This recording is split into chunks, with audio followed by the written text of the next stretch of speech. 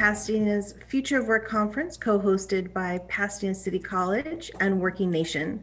My name is Salvatrice Kumo, and I serve as the Executive Director for Pasadena City College's Economic and Workforce Development Division, and your moderator for the day. Also joining me as my co-moderator, Ramona Schindelheim, Editor-in-Chief of Working Nation. Ramona. Thank you, Salvatrice. Very happy to be here. For those who don't know us, Working Nation, we're a nonprofit media company, and we focus on the future of work, the future of education, and closing the skills gap and creating a pipeline of good jobs. So I'm very pleased to be part of this conference. Thank you. Likewise, we are very excited and welcome you to what we expect to be a very lively and meaningful conversation on advancing diversity, equity, and inclusion in the workforce, and the need for innovating career technical education programs. This conference is just the beginning of an effort on behalf of Pasadena City College and Working Nation to better understand and develop innovative solutions to our workforce needs. We are incredibly thankful to our speakers and all of you who have joined us today and taking time out of your busy day. And as we move forward on additional initiatives in 2021, we really invite you to collaborate with us as part of this important work. If you have colleagues who could not join us today via Zoom, no worries. The conference is being live streamed on LinkedIn. That link is in the chat, so feel free to text them quickly. And now to get our conference program officially underway, please allow me to welcome our own college champion, someone whose support has been instrumental in the work of economic and workforce development, my boss and the superintendent president of Pasadena City College, Dr. Erica Androjonis.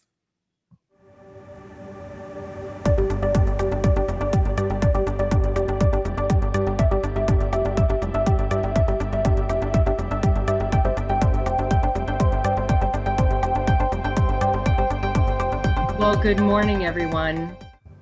Good morning, everyone. It is my absolute honor to be here to welcome you to this second conference of the Future of Work. As Salvatrice has already said, I think that this is going to be a great day. And I am one of the big champions of workforce and economic development. Any chance I have, I remind everybody that 50% of the mission of the California Community Colleges is economic and workforce development. So what we're talking about today is so very important. It's also really important in our outside context because we have record unemployment. We have jobs that have gone away and they're not coming back. So today, hopefully, what we're going to start talking about is what are the jobs that are going to come back to replace those. And more importantly, we're going to talk about how we diversify that workforce, how we make sure that we are inviting, training, and employing our diverse population in the state of California and actually across the nation. So I'm so pleased that Pasadena City College is able to host this once again. I think you're going to have a great day and a great session. And I just thank you so much for being here. This is really important work and it's timely.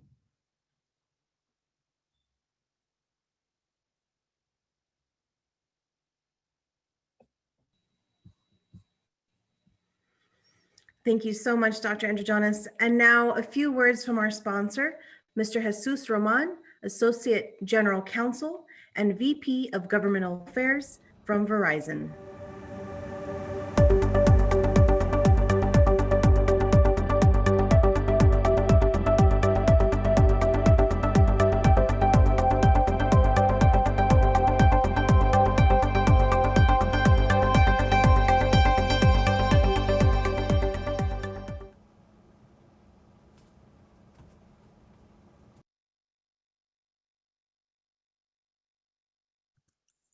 Mr. Rahman, you're muted. Can you hear me now? Yes, thank you. All right, thank you. Good morning. Verizon is excited to be with you and is so pleased to sponsor this important event and dialogue. My name is Jesus Roman, and I am Vice President of Government Affairs. and community engagement at Verizon for Southern California. I also lead Latino outreach in the region. In a nutshell, I work to promote widespread deployment of advanced wireless and 5G connectivity with a strong commitment to digital equity and diversity. At Verizon, we continue to build a more inclusive culture, one of equity, belonging, and prosperity. We infuse purpose into all we do, and we do a lot, including telematics, drone management, and what we are known most for, our superior wireless service. In all we do, we have a long-standing commitment to diversity, not only in our workforce, but in our board of directors and in our procurement practices. It is at the core of how we continue to deliver speed and scale to keep the world connected. Workforce development is extremely important to Verizon. It is important to have a pipeline of qualified technical workers able to tackle the ever-changing technology that telecommunications is known for, as it is a hotbed of innovation. Take, for example, the latest generation of wireless service, 5G. It is a foundation for exciting breakthroughs and huge innovation. 4G provided speeds on average of 10 megabytes per second initially, and has improved to better speeds, but still doesn't compare with the promise of 5G. Verizon currently has 5G speeds that clock at 4 gigabits per second, with virtually no lag times and massive bandwidth, enabling the ability to do remote surgery, critical remote infrastructure control, and so much more. 5G is without a doubt the fourth industrial revolution and is a platform for so many jobs. But it is important that in populating the pipeline with qualified talent, that we keep pay equity in mind. Verizon does not just revolutionize wireless service.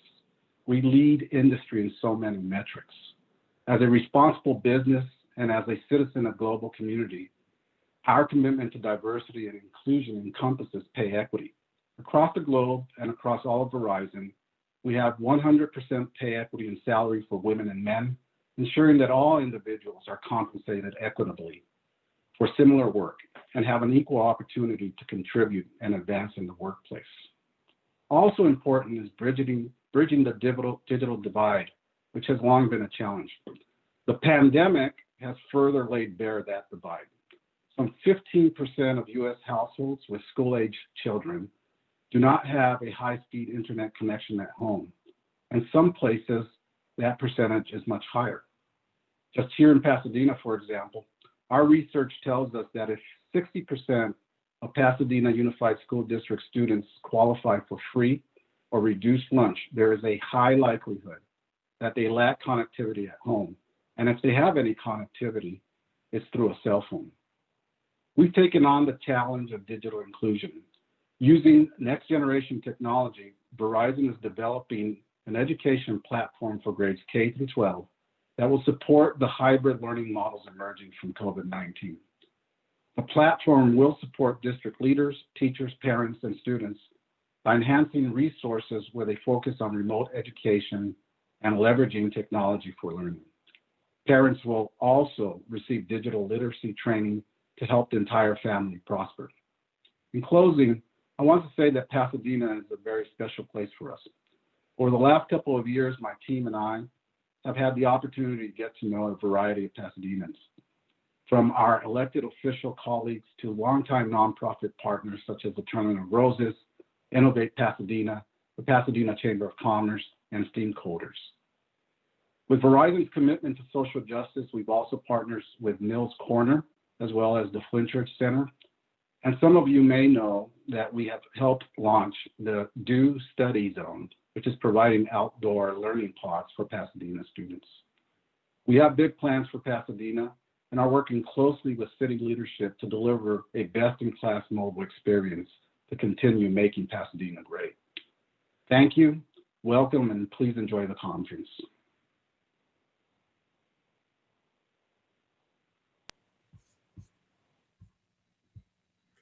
Thank you so much, Mr. Rahman. Especially your support is very much greatly appreciated for this conference. Thank you very, very much.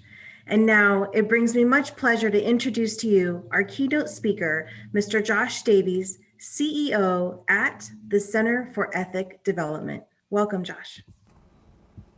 Thank you very much, Patrice, and thank you, Ramona, as well for hosting this event. I'm excited to be here. We've got all sorts of important information today, and obviously, as you can tell, I'm really excited because I'm talking right over my slides. So with that in mind, the future of work is something that is a critical topic as we look at today, not just for this conference, but what we do moving towards the future. So with that in mind, we're going to get started this morning talking a little bit more about what 2020 has meant. Not that it's foresight, not that it's hindsight, but more that it's foresight and what we're going to be doing and learning from the lessons of this year. Now, for those of you who are unfamiliar with me, my name is Josh Davies, and I'm the CEO at an organization called the Center for Work Ethic Development.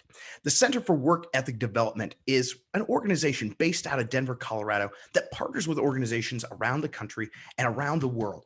What we try and do is help people really get connected to the resources to help them get employment. So with that in mind, I'm going to be sharing with you today some of the things that we've learned and that you can use to help innovate, drive, and really learn from the shared experiences of 2020. Again, the organization that I work with is nationwide, and so we've gotten a chance to work with people all over the country. And if we're going to talk about the future, I think it's important, though, to start looking at the past. So with that in mind, I'd like you all to take you on a little time machine with me this morning. What I'd like to do is I'd like to take you back in time. We're going to go all the way back. See if you can remember back this far. We're going to go to January 1st, 2020. I don't know if you remember January 1st of 2020. It was a magical year. It was a magical day. We thought there was so much ahead of us. And then the pandemic hit. And then we locked down. Then we had massive unemployment, all under the specter of increasing racial inequality. And just to make 2020 that much more interesting, we even had murder hornets. This year has had a little bit of everything for us, right? And everyone talks about how unprecedented 2020 is and how unprecedented things are. But the reality is, when you look at what we've done, 2020 is not unprecedented. What 2020 is exposing and accelerating emerging trends that we've already seen coming. There's really 4 trends that have been driving and growing over the last 2 and 3 decades. These trends impact all of us, but the workforce in particular is at particular crossroads because these 4 trends are all coming together and have been accelerated. Think of it this way. Think that the trends were like this fire pit, and what 2020 is like this stupid guy throwing gasoline already on it that explodes everywhere, right? 2020 is simply blowing up the things that were already happening, right? There's the talk about the future of work, about how automation and artificial intelligence are going to change the nature of work and really drive structural change. But there's also this increasing interconnectivity within the country, within the world, and the ability to work anywhere, anytime. Then you also have this increasing divide, the gap between the haves and the have-nots, whether or not that's in the fields of money, education, resources, or as Mr. Ramon talked about, the digital divide.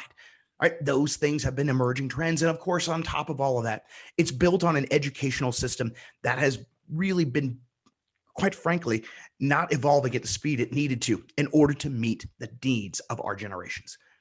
These 4 trends have all come together and accelerated at a rate of speed that makes 2020 truly a turning point for us as we discuss the future of work. So what do we see? How do we see these things coming together, and what does it mean for us?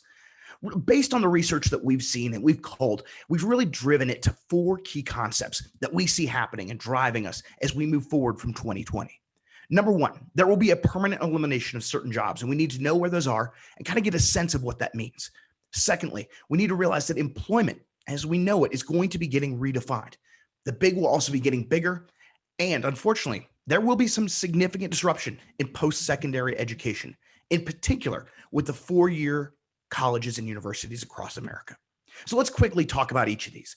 We know that employment is going to be impacted, and 2020 has proven this more than anything else, right? When you look at the jobs that got impacted by the coronavirus, they're not evenly distributed, right? It was estimated that the top third of jobs in America, in terms of payment, those jobs are basically all recovered. It's the bottom 2/3 that haven't, all right? When you look at it, those jobs are the ones that are going to be unconditionally impacted. Food and drink, retail, travel, tourism, leisure. And you can see those aren't high wage jobs. Those are low wage jobs that are getting impacted. The University of Chicago, in fact, estimates that 42% of all of the jobs lost as a result of the pandemic won't ever come back. And those are mostly concentrated in low wage jobs. What does that mean?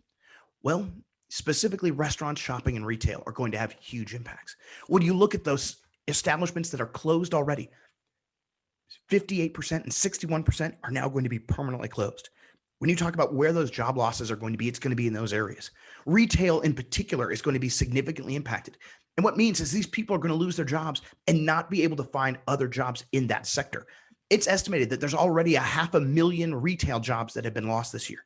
And if you look at retail and hospitality, the two biggest sectors, here's the biggest challenge with those employees. Those are people who more likely than not do not have college degrees, don't have any sort of post-secondary education. And in fact, their basic skill set in terms of literacy and numeracy are near the bottoms. So it's not just that we're going to have a massive amount of people losing their jobs. It's the people who are losing their jobs aren't going to have the skills necessary.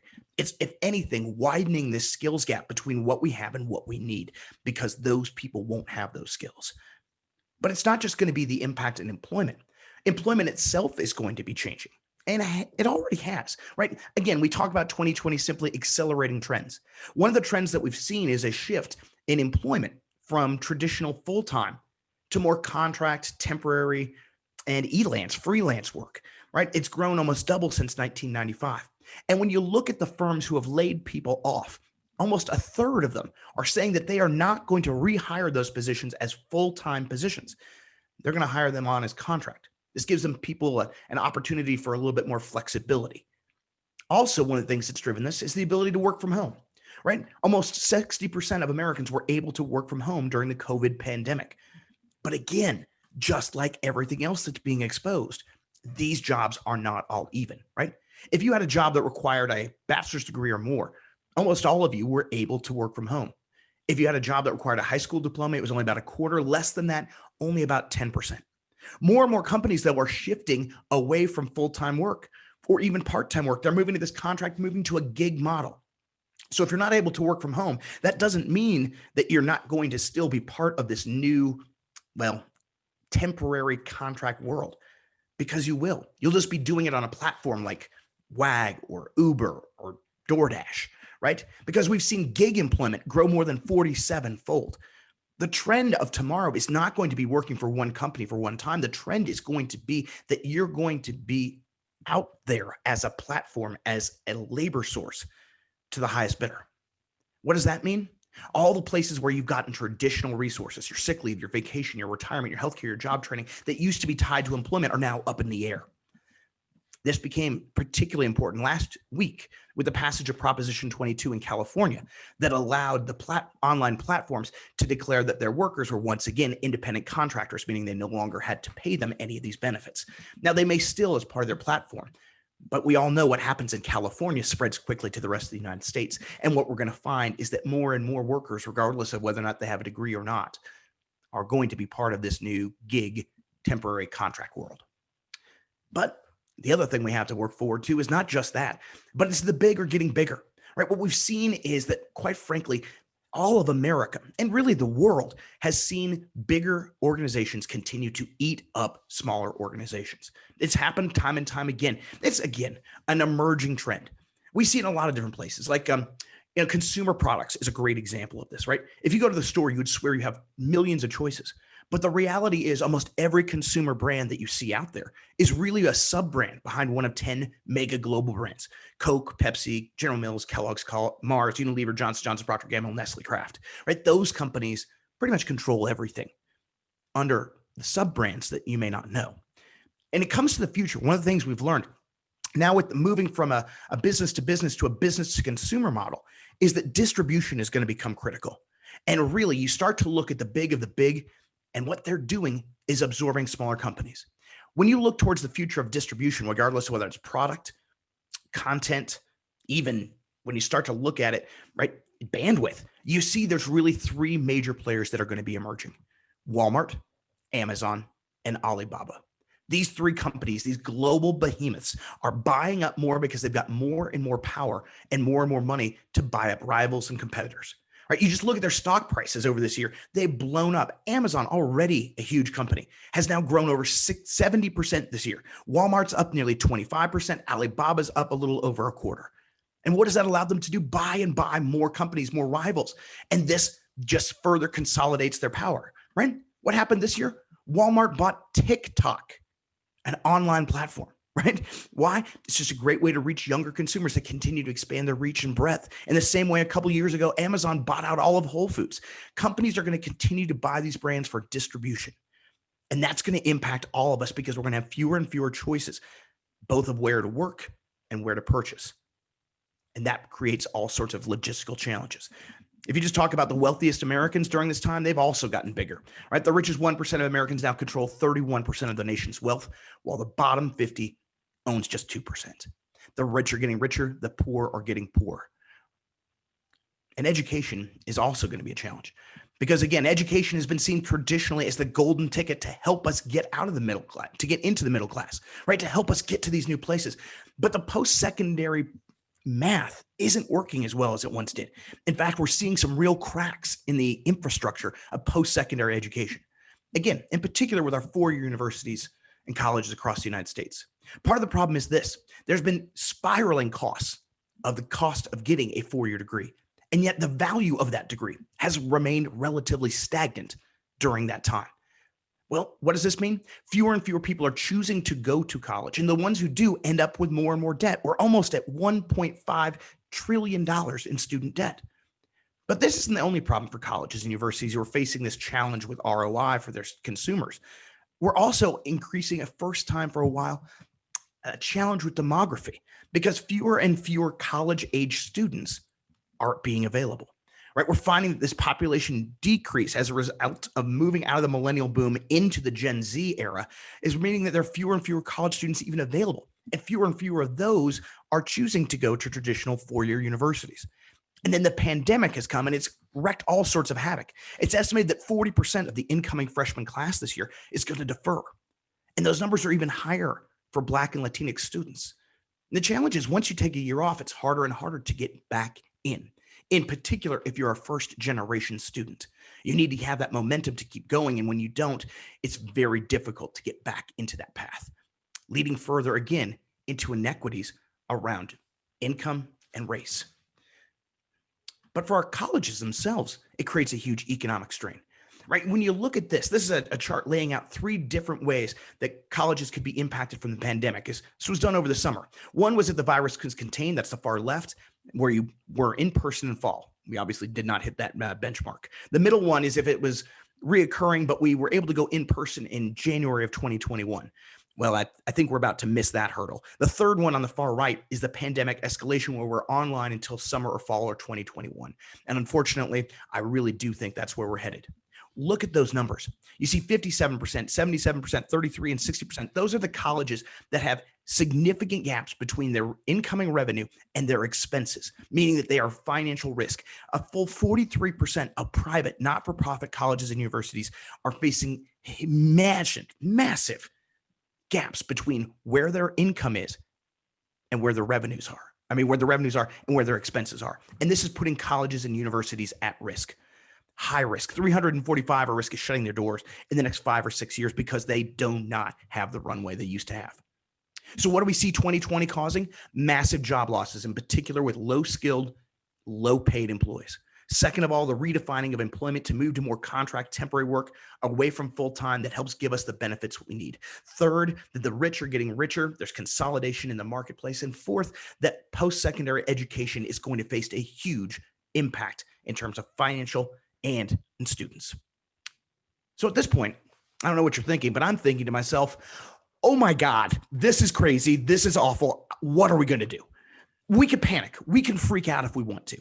But the reality is that's not going to help us. That's not going to help our students. That's not going to help our institutions. What we need to do instead is we need to look ahead at where we are and use 2020 and the lessons of 2020 to prepare us, to prepare our students and our programs to be more successful. So let's channel our inner Boy Scout, our inner Girl Scout, and get prepared. Let's find out how we can use 2020 to plan for the future. With that in mind, I want to give you 5 different ways that we can use 2020 as foresight to prepare for the future of CTE. How can we transform our programs and what we do to better meet this new world and the challenges that we know it's going to face? Let's start with number 1. We need to stop repeating repetitive reiterations. We need to stop anything and stop training for jobs and stop doing things that are repetitive. Because here's what we know. In a future where artificial intelligence and automation are taking over, the jobs most at risk will be the ones that are repetitive. And again, this is not a new trend. If you look at even the job growth since the Great Recession, what you've seen is the job growth there is almost all in non-routine tasks, both cognitive and mental. In fact, the University of Rochester looked back 30 years and found that almost all, 88% of all the job loss that happened was in repetitive tasks. And this is important because when we look at job growth, we don't often consider that. What you need to do is do an analysis of the jobs in your community. What are these high wage jobs or at least high growth jobs, whatever you kind of the metric that you use, but use a second one. Another metric is what percentage of that job is repetitive, right? If you look at this particular graph, this was growth between 2000 and 2015 in different career sectors. Look at the bottom. Those are the ones with the highest growth. The 2 at the bottom, I think, are very telling. Health and social assistance and construction. Like, look at construction. Construction there had huge growth, but you'll notice almost all of it is that blue and purple. That blue and purple are routine tasks. Very little is that kind of that gold color. That means that while construction growth is there, it won't last. That's a dead end job, unfortunately, and a career that won't be growing in the same way as some other ones. We need to be prepared for that. Health and social assistance, on the other hand, you can see the blue and purple are very small. Almost all of that bar is red and gold, meaning health and social assistance jobs are non-repetitive. Think about that. Do an analysis around where the job growth is, not just in terms of total numbers, but do an analysis around repetitive tasks and figure that out as you look into your programs. The next thing we need to do is sort of ironic, but as we become more high tech in this world, what we really need to focus on are high touch skills, because the high tech will always be there. The computers are going to be doing more and more and more, right? I mean, one of the great things about what we've seen during this time is the growth of telemedicine. Telemedicine helps people get better interaction with their healthcare facilities. And we know that is critical to good health, right? You can now not have to go to the hospital. We're doing more and more work as we talk about how we can do this and how we can access healthcare professionals. But the reality is this, there's still a human element that you need to have there, right? If you're getting a terminal diagnosis, you do not want this guy at your bed giving it to you, right? We need that human touch, that human interaction. And it's not just the emotional and social skills that are important. When futurists look at the future, they look at the skills that are most in demand and hardest to find. Those 2 skills that are most in demand and will be hardest to find in the future are critical thinking and problem solving. Those are the things that will not be able to be replaced by computers. If you move down to critically, to essential skills in that bottom right, but relatively easy to find, these are the other skills we need to be developing. Oral communication, organization, the ability to work with others from diverse backgrounds, teamwork. Those skills, all in those 2 quadrants, are the ones that we know are going to be most essential. You move to the left, those skills are going to be least essential. What's in there? All right? Tech skills, proficiency with new technologies, media literacy, STEM skills. Right? It's not that those skills won't be important, but computers will be doing a lot of those things. What we'll need to do is develop the skills in our programs that aren't necessarily technical. How do we continue to wedge in those high touch skills, right? Harvard University did this research over 100 years ago. Stanford University came back and redid it and found the same thing to be true. 85% of our success in this world is about having well-developed soft and people skills, those high touch skills. That's been true for over a century and it will continue to be true in the future. Humans like humans. Now, those technical skills at the top will still be critical. Our programs still need to teach them, but we have to be as intentional about developing high touch skills as we are the high tech skills of the future. One of the ways to do that is to really revisit and just kind of evolve this idea of apprenticeship in America. Apprentices are important. Apprentice roles are critical. We know this, right? This earn and learn model is a great way to help overcome some of the costs of school and give people real practical experience, in particular in an era where entry-level jobs will be going away. We've seen a growth in apprenticeships in America. Right? This has been one of the focuses of this administration that has given a lot of dollars to this particular area, and it's paid dividends. But here's the problem with apprentices in America today. And this is a problem even with the rhetoric that we hear around so much, is that apprentices are tied specifically to two areas predominantly: construction trades and manufacturing. And that is where the vast majority of active apprentices are. The problem is those are the jobs with the most repetitive tasks. We need to diversify and evolve apprenticeships across more of these models. We need to see more and more growth in healthcare and IT. And yet you look over there, those numbers are ridiculously low in comparison. We need to figure out how to do more and more of those programs and get more and more engaged. Use some more of our sector strategies, get together with our career models, and get together to figure out with employers how to drive apprentices in these non-traditional spaces. But it's not just that we have to evolve apprentices into non-traditional spaces. We need to do a better job of recruiting a diverse group of students to enter into apprentices. Because when you look at apprenticeship today, it's staggeringly male. 92.7% of all apprentices in America are men. Women make up more than 51% of the workforce, and yet just 7.3% of our apprentices. And it's predominantly white. Black and Hispanic participation is below 30% nationwide in apprenticeship programs. Right? It's not just enough to evolve where these apprentice programs are in terms of which fields of study. We need to evolve apprenticeships as well in terms of who is an apprentice, who we target, who we try and reach out to. I mean, a couple of examples of how to do this well. In the UK, I'll just take this example. I think it's a great one. They did a whole advertising campaign to try and promote apprenticeship programs nationwide using diverse people. Right? Again, you can't be what you can't see. How do we help really market and push this in different student bodies and different populations that aren't typically thinking of apprenticeship as their path to success? But also, how do we get the tools we need? Well, there's an organization out there. You don't have to reinvent the wheel, called CareerWise. CareerWise is a national organization helping to create and develop a transferable model for apprenticeships to make it easier for you to align employers, your workforce, and your educational institution to come together to create an effective apprenticeship. In particular, in fields like advanced manufacturing, healthcare, and IT, some of these fields that we know may not already have good models put together. We have to evolve apprenticeship because that's critical. And one of the reasons why we do that, and one of the reasons that CTE is so effective, is going to be this increasing focus on not just degrees, but skills. CTE has already been at the forefront of this, right, with the growth of certificate programs. But we're going to have to even evolve it more and more and more to really hone in and, again, be intentional about measuring the skills that people need. In the past, we've used degrees as proxies because we didn't have any better way of measuring someone's skills in some of these areas. We have to get better at measuring those things like creative thinking and problem solving, because employers will tell us it's the skill match that predicts a successful hiring outcome. Employers know this. We have to tune into this. In the future, in particular, we need to hone in on skills and degrees, because a degree may not necessarily be the best indicator. In fact, if you look at the far right of this graph, academic achievement and education level are among some of the lowest predictors of future success.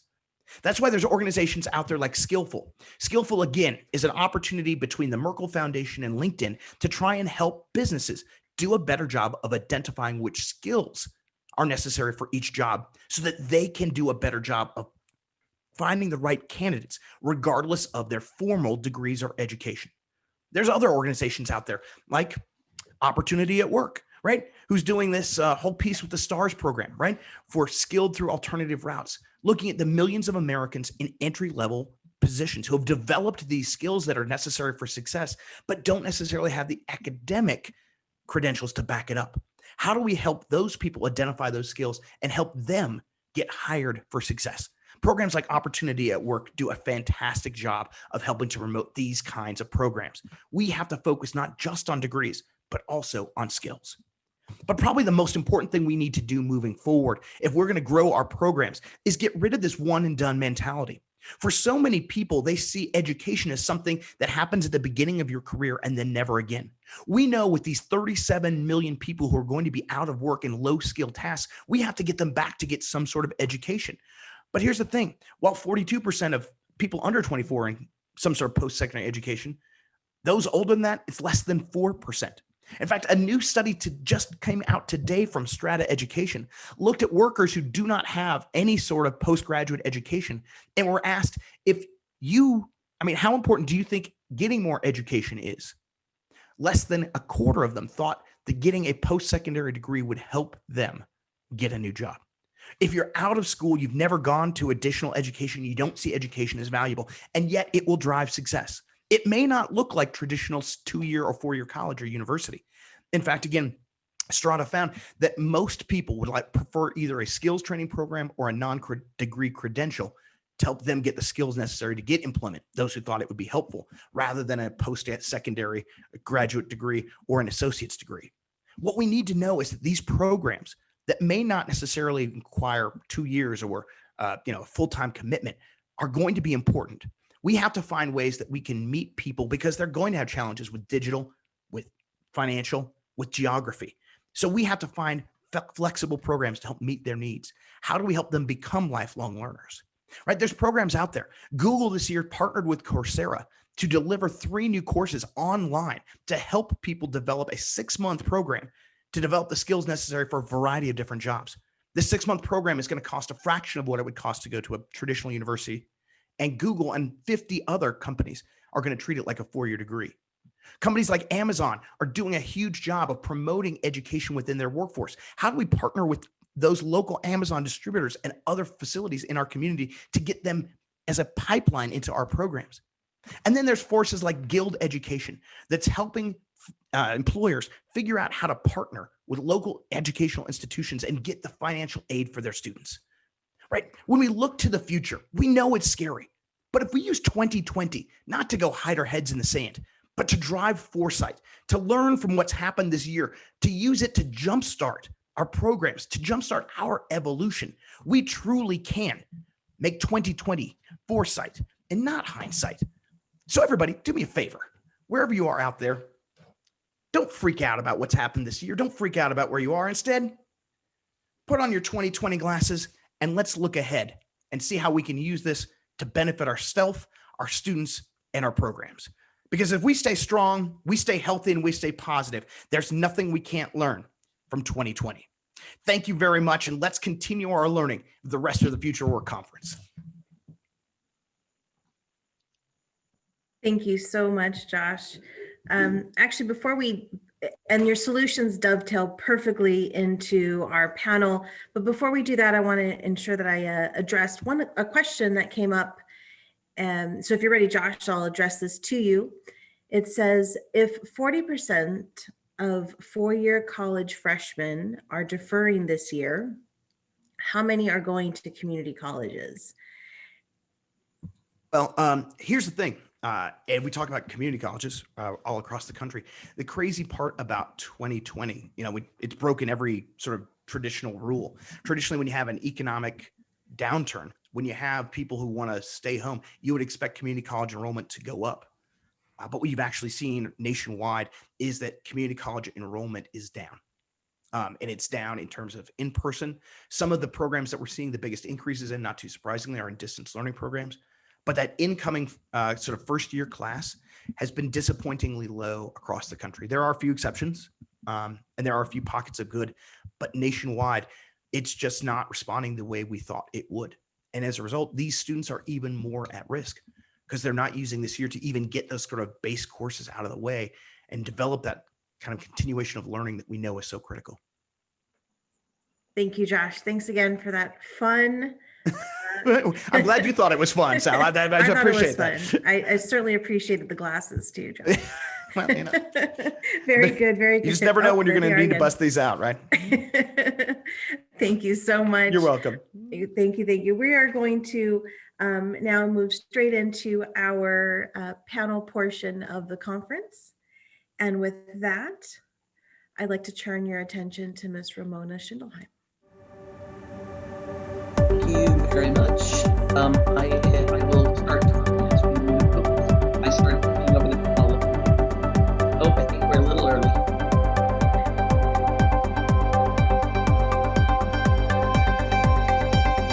I think we're going to start with me just doing a little bit of a setup here, and then Salvatrice will come back and introduce the panel.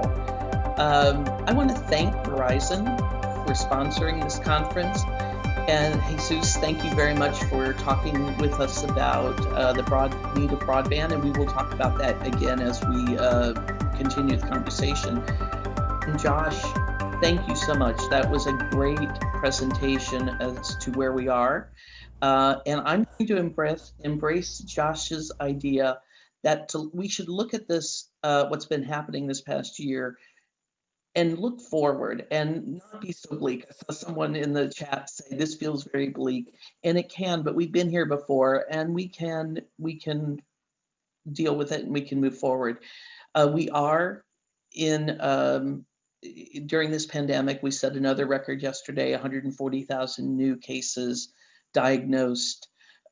We have it's COVID surging around the country in over 40 states.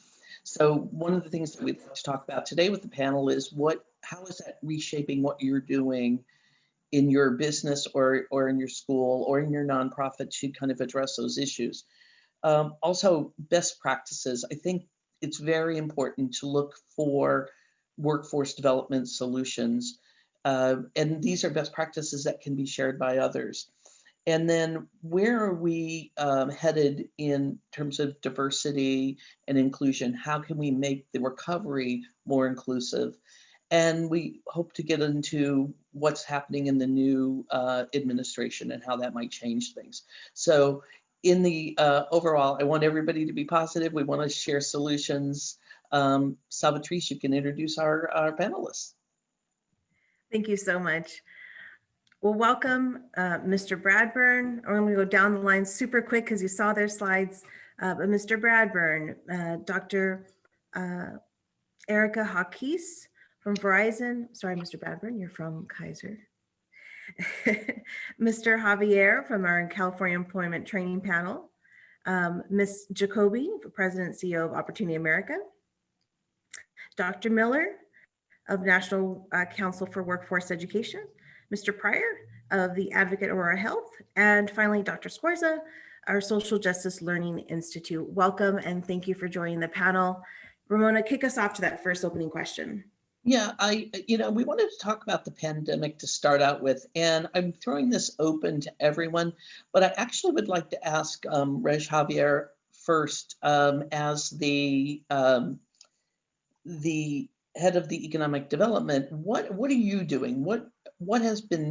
How have you tried to change what you're doing to make sure there are workers out there who are getting training that they need?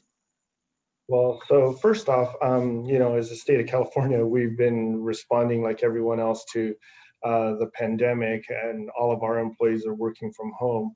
But there have been some real significant changes for us as a state government that has really changed sort of how we view things. First off, the pandemic itself, us working from home, we've been on a lot of Zoom calls. I'm sure everybody on the panel has experienced the same thing. But we have a panel, which is actually our board, that approves all of our funding, all of the training that we fund throughout the entire year. And normally our panel convenes in person in Sacramento. Now they're doing this convening on Zoom, obviously, but it's changed things because we now have experienced greater attendance at our panel meetings because nobody has to travel into Sacramento to attend these panels. But what we found is, especially during these times, which is really interesting, is that we have no shortage of demand for training dollars at this point. Actually, we have exceeded in applications for training dollars. We've exceeded the entire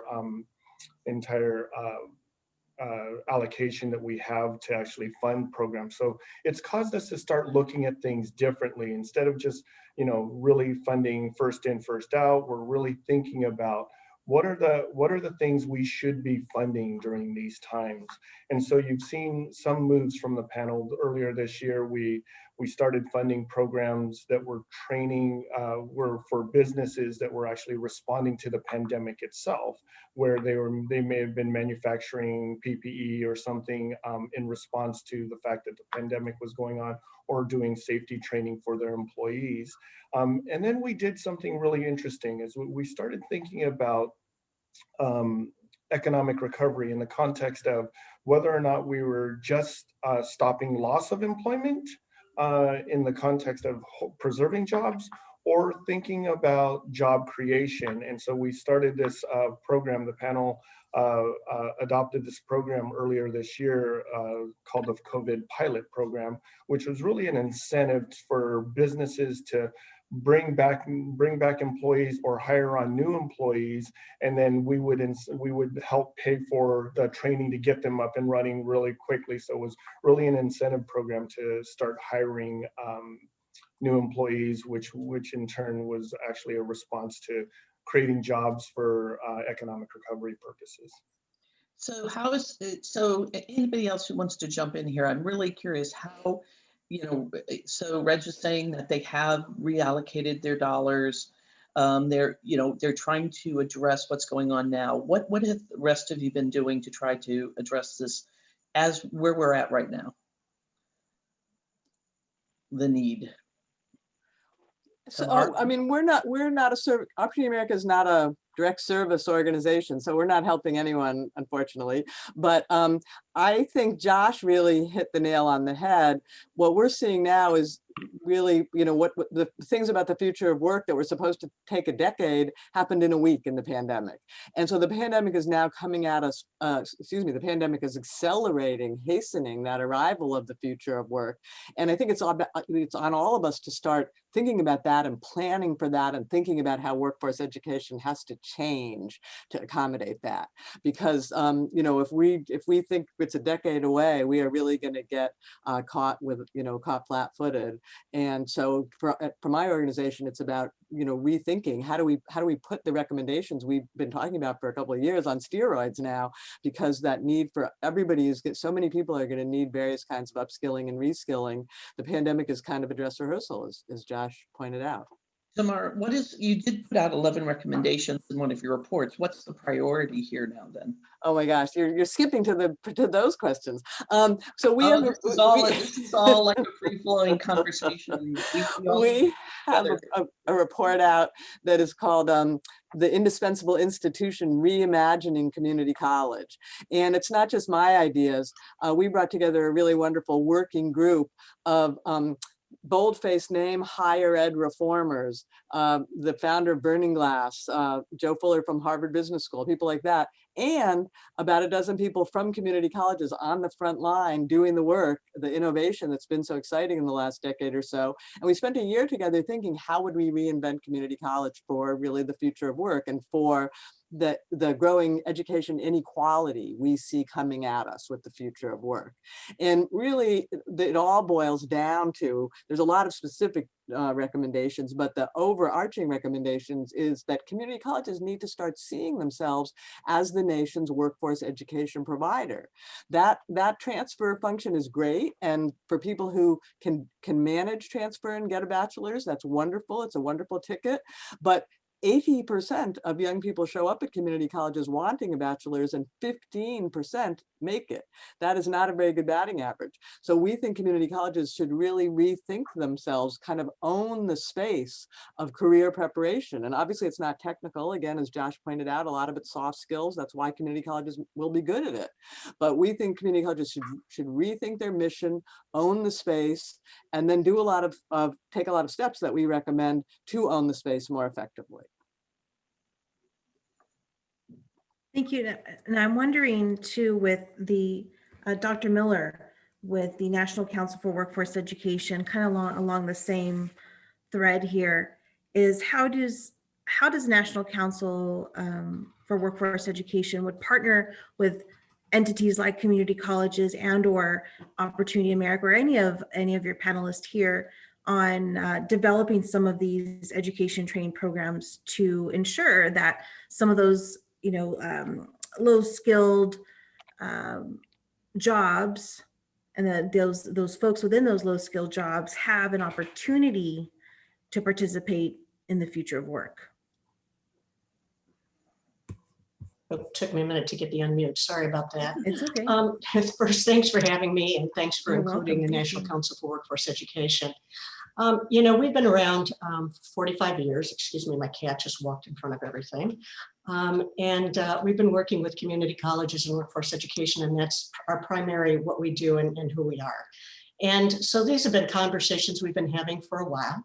I think there was a great flurry of conversation up front about the future of work when people started to talk about manufacturing 4.0. I think that it sort of has not been the common conversations that colleges are having right now because they're so worried about how do we serve students in a remote work, a learning environment, particularly how do we serve CTE students and workforce education students remotely. So I think they're having more conversations about that. The other thing that NCWE has a lot of conversations about and has had a strong focus on over the last number of years has been the issue of equity and diversity.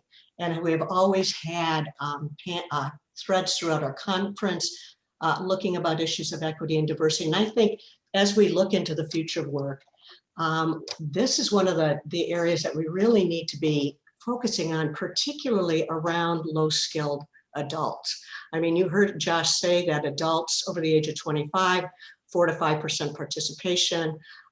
These are the folks that need access to education and training or to be retrained as we move into the future. And how are we going to get to those folks? But the piece that's of most worrisome to me is that a vast majority of those adult learners are low skilled.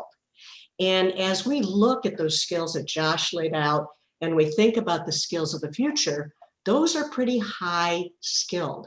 They're high skilled in terms of literacy development. They're high skilled in terms of numeracy development.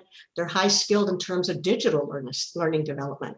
And my concern for the future is that how are we going to get those folks who were not successful in traditional education, who are low skilled, get them to the place that they can be successful in the future of work. I hope Andrew Yang is wrong. I hope we don't have a large population of people that are getting a subsidy because they can't be skilled enough to go to work. But I do worry about that. And I think community colleges are struggling with that right now. Is how do we get those folks to a place that they're going to have the skills necessary for the future? You know, one of the things that people have been talking about a lot is equity and inclusion, and including some of these people that don't usually have access to broadband, don't have access to, I think the number that was used earlier was 15% of all school-age kids don't have access to the broadband. So I think that kind of is a problem with the equity and inclusion and people who have lower skills getting the training they need, because some of it can be done online. Dr. Scorza, do you want to weigh in here on this issue? I do actually, and in fact, I believe that largely what the pandemic did is it exacerbated many of the inequities we were seeing in our communities. So the work we've done with young folk has helped us, provide opportunity pathways for them and learning pathways so that they can transition through this moment. Honestly, just being on the ground, especially during this time, we're seeing significant barriers to participation in the workforce. Not only have people lost their jobs, right? But the lack of access, I think to your point, of technology, access to Wi-Fi and hotspots. I mean, I have young folk that we're working with who just graduated from high school this past June, who don't have Wi-Fi hotspots to even participate in online educational opportunities. They're dealing with issues related to homelessness. And so I think part of what we have to think about, our community college is doing and our institutions of higher education, part of what we think about them doing is evaluating the ways in which our institutions have structural barriers in place. So for example, our young folk did a research study on across LA County, exploring the ways in which young men of color were able to pursue post-secondary education or not. And what they found is that often our institutions do not have what's called equitable school day practices. For example, classes are not available at times that are convenient for their work schedule if they are working. In the past, transportation was certainly a barrier. Issues like availability of classes, right? So there are some structural issues that I think our young folk are dealing with. In addition to that, not having enough money to both attend college and at the same time be able to, having the need to work and still have the time to study and do all the things that they need to do in this economy, especially living in a place like Los Angeles where rents are skyrocketing. So if we think about the future of work, we have to consider how all of these factors play a role and prevent our future workforce from even entering a pathway to help them succeed.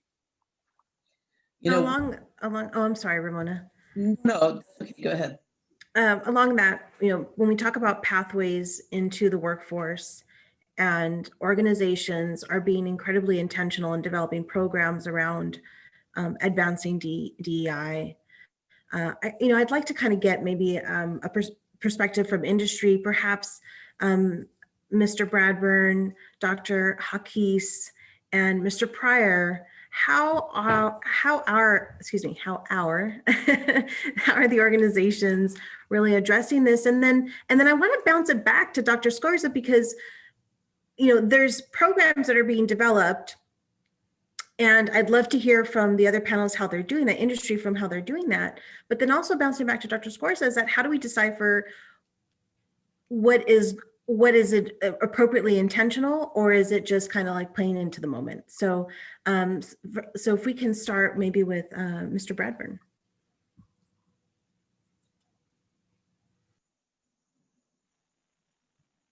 Okay, thanks, Elmtrice. Can you hear me? I just want to make sure the audio is going because of yesterday's difficulties.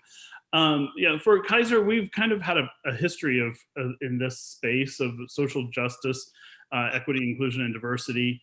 And we do try to make it intentional in the sense of it's not just in our hiring practices, but how we develop our employees.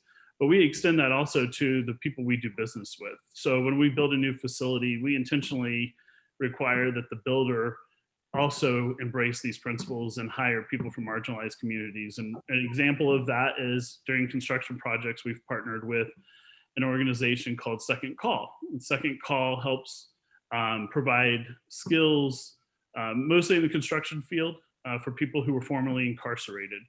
And so making sure that population's touched.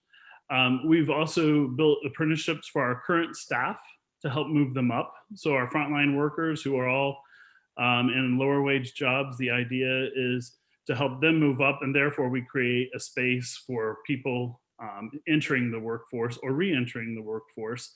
And we do try to partner in each of our service areas, had to establish 2 partnerships with nonprofits or local agencies that specifically place and train marginalized communities, and to make sure that they're coming up. And it's called a local hire initiative, and the idea is that we also want to hire from the communities that we work in. And the last space I would say that really we just opened our School of Medicine. It's to train physicians for the future. They're in Pasadena, California. And that facility and that whole idea was about embracing diversity in the physician ranks. And so that school opened on that premise. Our student population, the first class, is a very diverse class, coming from not just from marginalized communities, but also from underserved and people with socioeconomic challenges who maybe weren't in a situation where they could afford that school. And in making it a little more affordable, they granted full tuition for the first 2 cohorts that are going through there. So we'll have, some physicians who the expectation is that they'll just give back. They don't have to come to work for us. They can go to work anywhere. But part of it is making sure they value those communities. So that's just a few of the ways.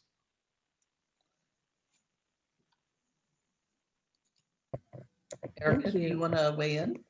Yes, thank you so much. Actually, I'm going to go ahead and talk about all of the issues that were raised today, because we discussed this pandemic has completely just cleared the board, and now we're being challenged to how do we come and address the challenges and actually make sure our community rises to the occasion. And one of the interesting things about Verizon's motto is we run to a crisis, and I can absolutely have the pleasure of saying that I've seen it actually addressing that issue firsthand. Verizon continues to put its community at first, and Verizon's actually stepped up right now, focusing on students, school districts, first responders, and the small business community. As you're aware, during this pandemic, we also had issues of the fires and earthquakes. We had additional issues that were going on all at the same time, and so we were pretty good at stepping up, making sure our communities had what they needed, which was technology and accessibility. And so with that also presented the challenge of connectivity for those who needed it most, our kids in the inner cities and underserved populations. And with distance learning, we saw the issue of digital divide becoming more apparent. 1 in 5 students in California did not have the connectivity they needed to participate in distant learning. And so that was something that Verizon was very committed to addressing. In March, Verizon had entered into a groundbreaking agreement with LAUSD to provide unlimited internet connectivity for all those who didn't have it.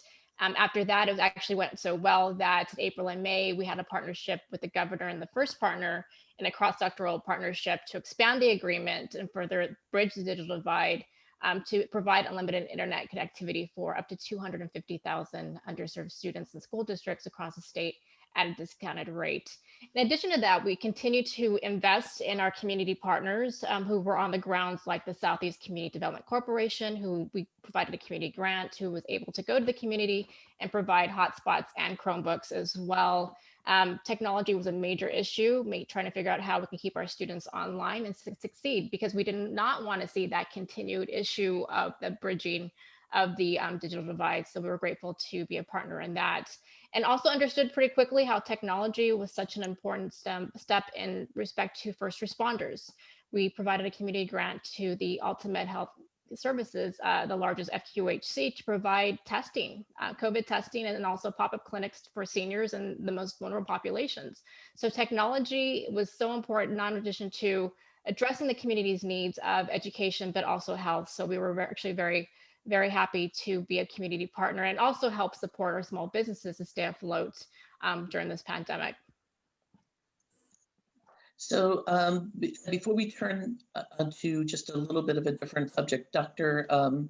Scorza, do you want to weigh in again on this, on what you've heard? I do, but I think Clayton was going to add something to this conversation as well, right, Clayton? Yeah, I was going to ask him a question next, but we'll go to him now. Okay. Thank you, Dr. Scorza. I want to add that I agree that this has really just illuminated issues that have existed in our communities before with the pandemic. So Advocate Aurora Health, again, a healthcare system based in Illinois and Wisconsin, and we've kind of attacked this in a couple of different ways. Our strategy is really an outside in, inside up. So we've developed a series of intentional partnerships with community organizations and our technical and community colleges that really help individuals to get the skills necessary to connect to our entry-level and middle-skilled jobs. From there, we connect them to an internal skill development program that we call Navigate, which is really about helping them to connect to a career pathway within healthcare that can get them connected to one of our community colleges, a short-term apprenticeship, or some type of education that can help them to increase their living wage. So we've done that in a couple of different ways. And I think the pandemic has, as you said, accelerated the conversation about the future of work. And it also has brought into healthcare a few additional positions that did not exist prior to this. So there's an opportunity for people to connect and have economic opportunity today, but also how do we connect them as other industries are collapsing into promising jobs as healthcare is growing in need, especially on the clinical side. As we think about the gaps related to technology, one of the things that we've been able to do is provide some micro grants to some of our community partners, because they've had to pivot the way that they provide services to community residents who are job seekers. Many of them provide the support services, job placement assistance, et cetera, and we partner with them on clinical education side, but that has been a gap, and we've remained committed to those partners and ensuring that we help to mitigate that gap. But the pandemic has been, obviously a challenge for all of us, and we're seeing upticks and surges in both Illinois and Wisconsin. So, the need is great for us, and we continue to source diverse talent across our region. Yeah, I really appreciate that. And I think that in many ways, part of what we're dealing with and having to reckon with right now in our society, especially post George Floyd, and even over the summer, a lot of the racial justice issues that we've been dealing with are forcing us to reevaluate the way in which both work is constructed or supported or made available or not, right? So yes, there have been a number of DEI or diversity, equity, and inclusion efforts that have taken place. And I think it is yet to be said whether or not many of those efforts will authentically yield positive outcomes across fields and industries. But I think what is hopeful is that we're seeing a lot of folk, make it intentional, right? There's a lot of intentionality behind investing in our workforce, behind investing in communities that have been historically marginalized and left out. And I think if we take, if we're in this conversation, we take an anti-racist approach. For example, thinking about how, again, we can eliminate institutional barriers, right? And anti-racism as a definition is the active process of identifying and eliminating racism by changing systems, organizational structures, policies, and practices, as well as attitudes, so that power is redistributed and shared equitably. If we take that approach, I think we can begin to explore who benefits by our policies, practices, and systems, right? Part of what we have to consider in our future of work is, at the end of the day, who are the beneficiaries of all of these changes? Who will be the beneficiaries of the new economy? Who will be the beneficiaries of sort of artificial intelligence taking over certain jobs, which it's already begun to do? So for me, I think we have to take a step back and think about this, not just from the employer's needs and what it's going to take to maintain, our economy, but to really fundamentally alter our thinking and ask ourselves the question about who benefits the most. So when we evaluate these efforts, and if we can effectively measure the benefit of these efforts to people who are most often left out of these processes or out of these practices or out of these opportunities, then I think we're going to continue to see inequality shape our future workforce, regardless of what we do to shift or not. One of the points in Josh's presentation was that, these repetitive jobs are going away, they're changing. Another point was apprenticeships might be another way to get people into the workforce. And that would go to part of what you're saying is, let's create more equitable apprenticeships. And I know, Tamar, you just put out a study of, on-the-job training might kind of give us some pathways to that conversation. Yeah, so we looked at a study that started in Kentucky with Toyota and a few other companies, and now is close to 400 companies in I believe 13 states. And it's an apprenticeship. It's a classical apprenticeship, training people to be industrial maintenance techs.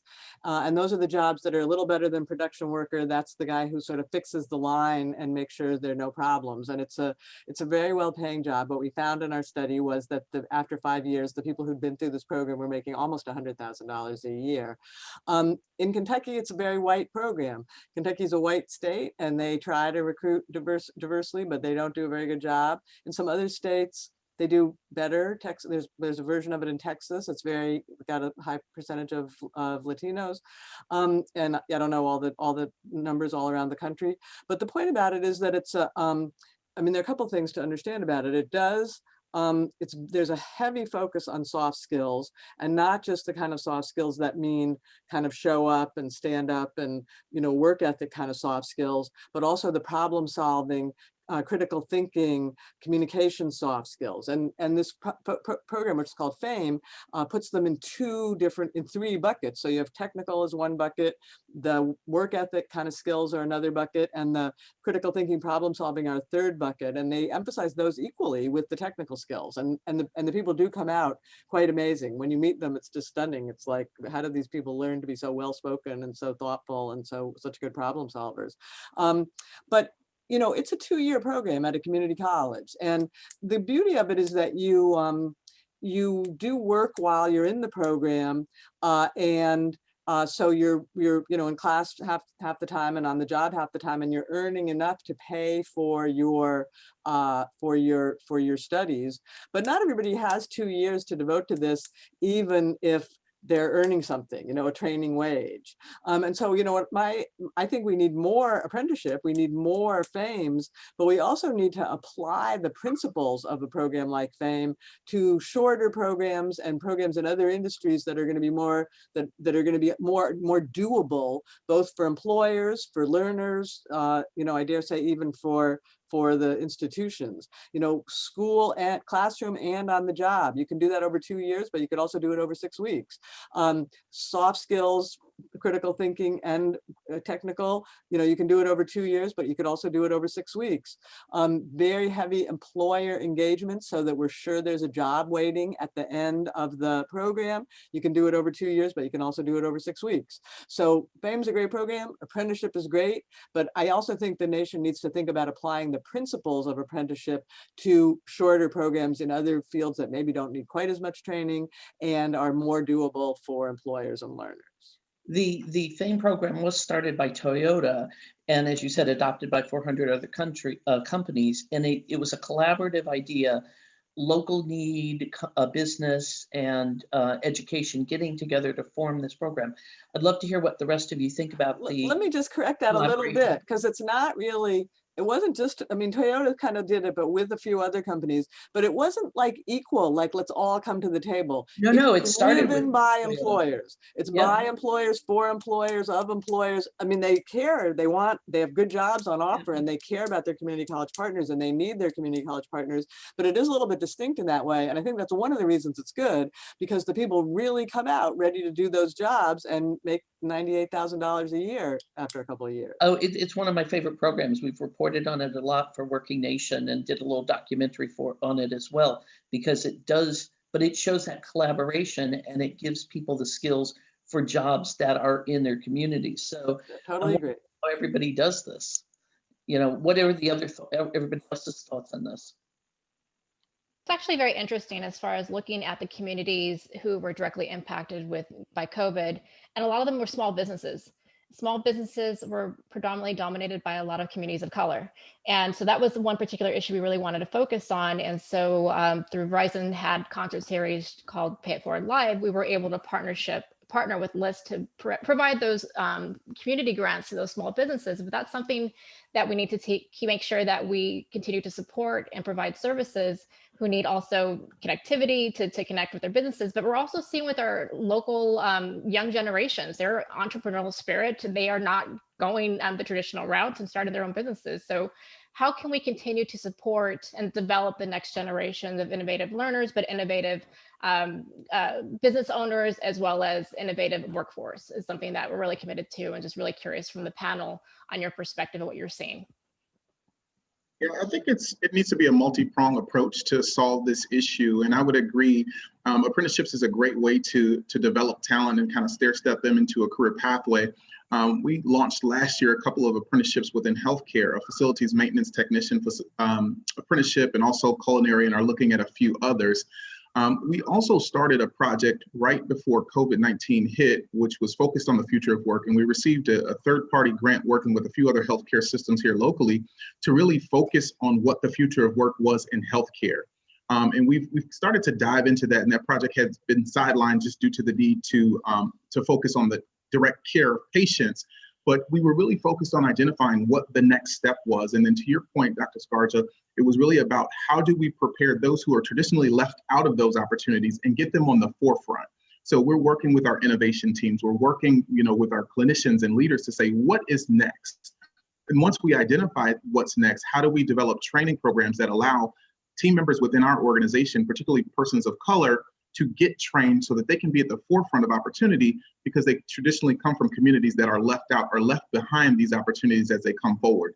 So I think that there's a lot of opportunity here. Another thing I would add is the importance of sector-based or industry-based collaboratives.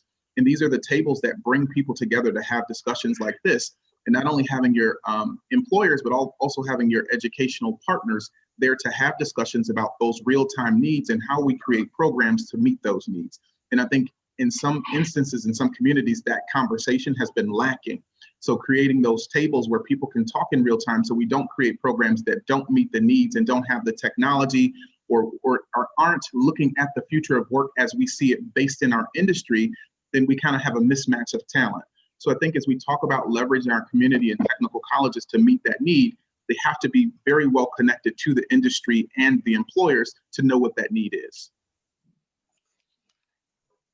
You know, Reg, maybe you could, I'd be very interested in finding out what the state's role in all of this is. How do you help make sure these programs are effective? Do you offer tax credits? Do you offer, I mean, what can the state do to help develop these programs to make sure that are coming into communities that are where they're needed?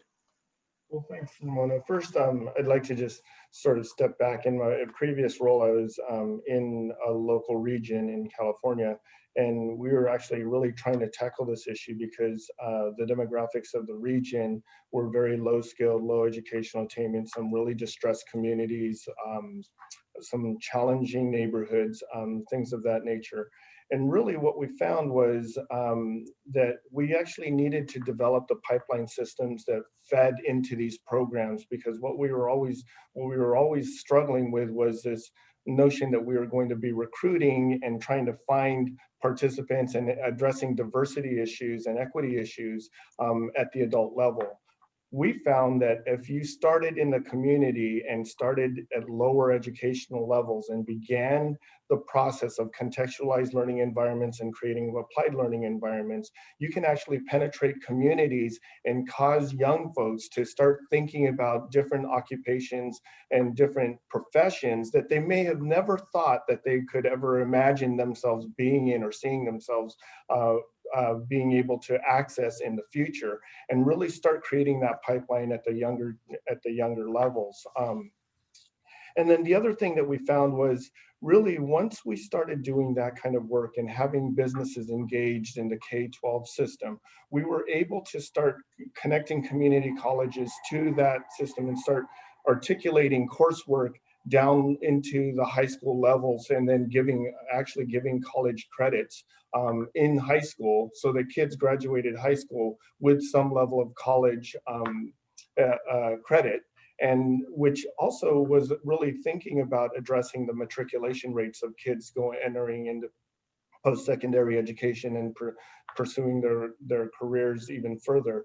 That actually addressed this notion that kids just don't necessarily know what's available out there. So it's earlier levels of career exploration actually mattered, because what we found in the high school system when we were looking at all of the career pathways in the high school system, the number one career pathway that was sought after in the high schools was media arts.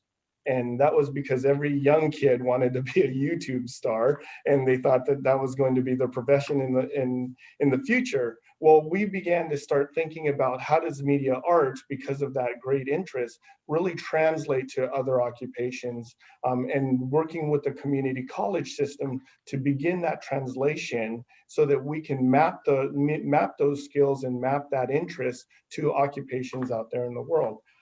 In the local region.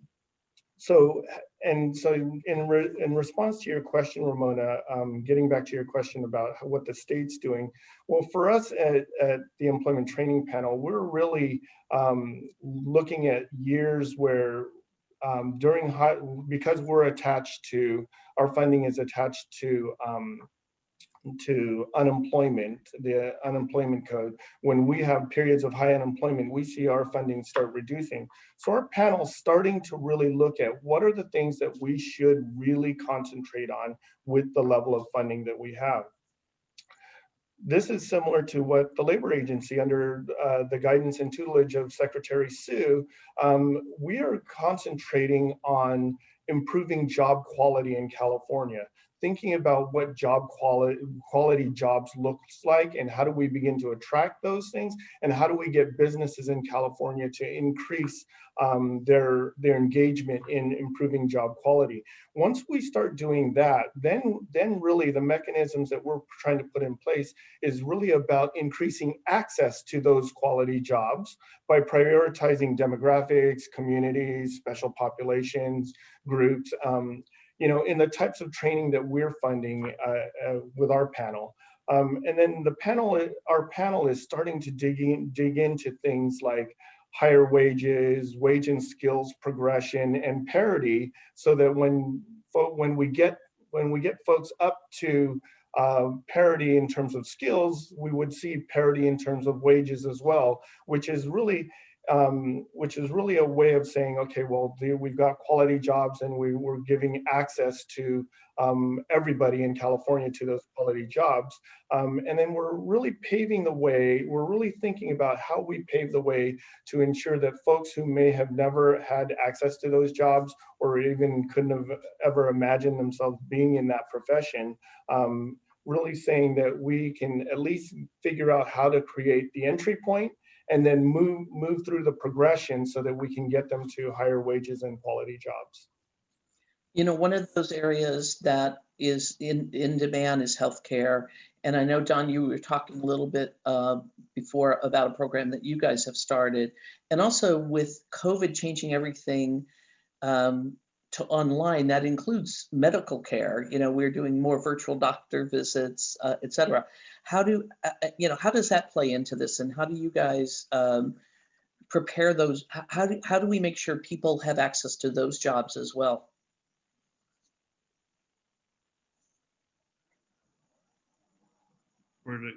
Sorry about that. Went to hit the button to unmute and took the video off.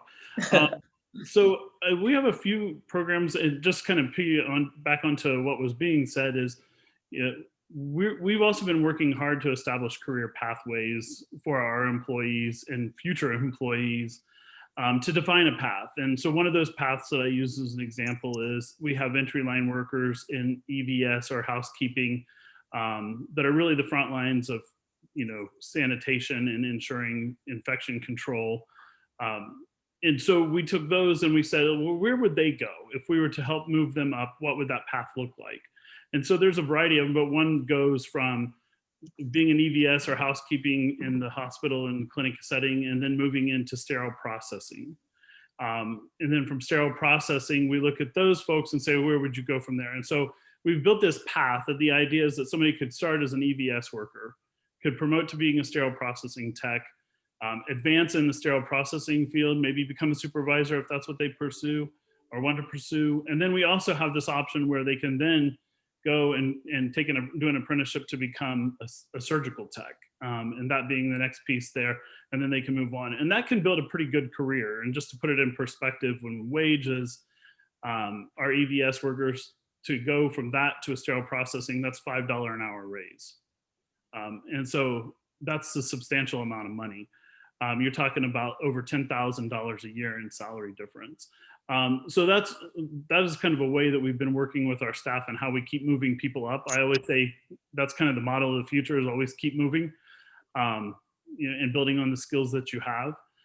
The other piece, though, comes in, it was our pivot in how we deliver service. And we shifted. We've always had kind of a virtual platform, but we were very intentional in helping our customers and members adopt technology through COVID. And so part of that has been having our LVNs and MAs, who would normally be in the front of a clinic, had to learn really well how to help a member get connected with the physician. And so they kind of picked up this information technology aspect to their job, where they are almost a help desk, so to speak, and ensuring that there's a smooth piece there. And part of that being that we don't want a patient to feel that they're getting less than quality care because of some technical glitches. And so that has been one aspect that we've had to help upskill folks that maybe hadn't used technology a lot, to help them become kind of a coach to our members to adopt that technology. And that's what we want to kind of keep going as we move forward. The other one is we just started a pilot for drive-through labs, all in the idea of minimizing, congestion. And if anybody's been to a lab to give blood for diagnostic purposes, you realize there's a big waiting room, and usually everybody's sitting in it, and it's very confined. And so we're rolling out a pilot in Baldwin Park in the LA area, and it's going to be a drive-through. We've offered drive-through shots, flu shots and stuff like that in the past. And we've taken that and said, well, what would it look like if we put our labs in a similar setting? And so staff are now adopting to what does that look like? How do I draw blood? You're sitting there dealing with somebody stays in their car the whole time. And now it's a little bit different setting. And so comes with its own set of challenges as people are in a line and how you interact with them. And so we've also been trying to pivot and make sure that they have the interpersonal skills that they need to deal with, members who are probably stressed out in a lot of ways, unsure, maybe don't really want to come to the hospital at this time, but it's all in the name of we want them to access the care, because a lot of things that if they aren't caught early can become very, very life-threatening. So that's been kind of the shift. Darlene, I know you wanted to say something here about the adult learners and their how they can get the skills they need to get good jobs moving ahead too. Sure, thanks, Ramona, for letting me jump back in here. I mean, one of the things that I think we forget about oftentimes is that there are still millions and millions of Americans out there that are adult basic ed learners, did not complete a high school diploma. There are hundreds of thousands of immigrants without the literacy and academic skills. And as this future of work changes, how are we going to get them to the place that they're going to be successful in the jobs of the future and have the skills, again, both the literacy skills, the numeracy skills, and the digital learning skills? Those are my biggest worries. I mean, community colleges, we're great at developing short-term training programs. We're great at working with our big business and industry programs. We're great at developing programs to get people to work quickly by providing them with the technical skills. My biggest concern is, how do we make sure that in those program development that we're building literacy skill development, we're building numeracy skill development, we're building digital literacy skill development so that they can step on the next path or take the next step on the pathway, and that the next step on the pathway exists. Because if we don't, what's going to happen is they're going to be the last ones hired and the first ones out when technology changes. So I'm very concerned about all of those adult learners out there who are low skilled, getting access to the education and training that they need as technology changes into the future. And I think the thing that community college people need to be thinking about is you need to be very intentional in the design of your programs. You need to make sure that people are learning the math skills they need to learn. You make sure that people are learning to communicate and communicate effectively and communicate both verbally and, using technology. I mean, if you watch people's terrible tweets or terrible social media posts, it's like, my God, I feel like autocorrect has created a whole generation of grammatical morons because we can't spell waste. So I think we need to make sure that we continue to worry about those things. And again, the digital issue is very important because people have got to have good, strong IT skills moving into the future. I laugh. Josh said this. Josh and I were on a panel about a year ago. And I walked over and I gave him a big hug in the middle of the panel, and he laughed. He said, "What was that for?" And he said, in the panel, he said, we don't make people take algebra because they use algebra. We make people take algebra to learn how to problem solve. You learn problem solving skills. You learn critical thinking skills, analytical thinking skills, and algebra. Now, I'm not advocating that everybody needs to take algebra, but those are the skills that are going to be necessary in the future. And we need to make certain that those are in our training programs, because if not, those folks who maybe we train for a job are not going to have that job because it's going to be gone because of technology. And we need to make sure they have the skills to train for the next job that's coming along. I just briefly wanted to add to that, and Darlene's absolutely right. I currently serve on a workforce development board for an engineering research center called Pass Up, and it's a national partnership between a number of universities, including UCLA. And one of the things that this engineering research center is doing is exploring the role that technology can play in the healthcare industry and in medicine. So for example, you have a number of engineers who are working to develop implantable chips and technology that will take one's blood pressure, or they're evaluating wearables and the role that wearables play. So for example, if you have an Apple Watch and it's taking your heart rate, they want to make sure that it actually applies to multiple people, because often the wearables and the technology we have are based upon a certain skin tone or a certain body type. And so in this engineering research center, one of the things that we've considered doing is, and one of the things that they're doing is connecting skills-based training and programs to build pipelines, starting really at the high school level all the way through post-secondary educational opportunities. And so often what we talk about is the need to have educational goals or having program activities, even starting at the high school level, that align with the graduate's desired skill sets. But if they don't know about the technology that is available or on the horizon, we won't have the skill sets. So one of the things that we do as an organization, and my organization at the Social Justice Learning Institute, is we serve as sort of an intermediary to connect these university partners and these places where emerging technologies are occurring back to local high schools.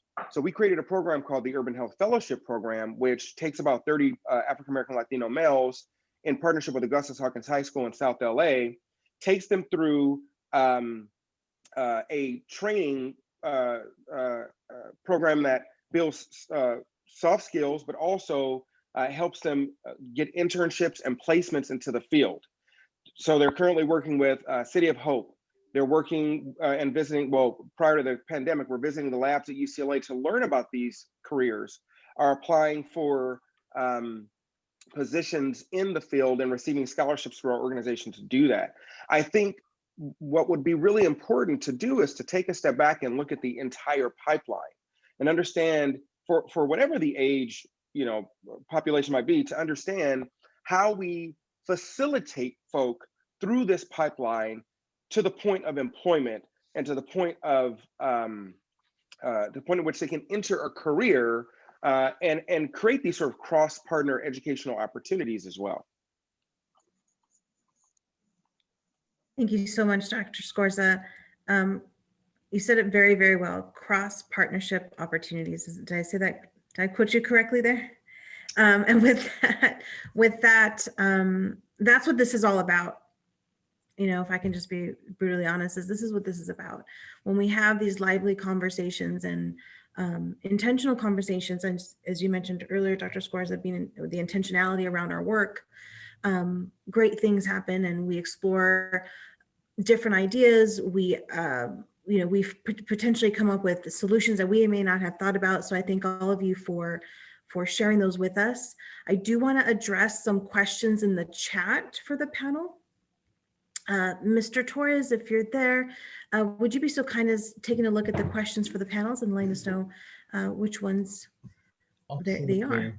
Yeah, we received a number of different questions, and thank you everybody for posing your questions. Maybe we'll leave with this first one, which is, if I can generalize it, the comment is essentially saying that this individual works with low-income individuals and is looking to further short-term training, vocational training opportunities. And what they're seeing is that a lot of this information, a lot of these great programs aren't really connecting to the community. And so I guess the larger question is, how can someone develop a partnership with the folks on the panel, the folks representing the state agencies on their specific programs? What do you recommend? And is, just to throw it out there, is the best opportunity through you say additional partners or intermediaries such as the programs offered through Dr. Scorza. So I'll leave it at that. Yeah, that's a great question. I think that there are a number of community-based organizations or even university partners like Charles Drew. I'm so grateful that Dr. Bradburn talked about Second Call with Skip Townsend, who's a phenomenal individual. There are other organizations like PB Jobs that are actually out there on the ground.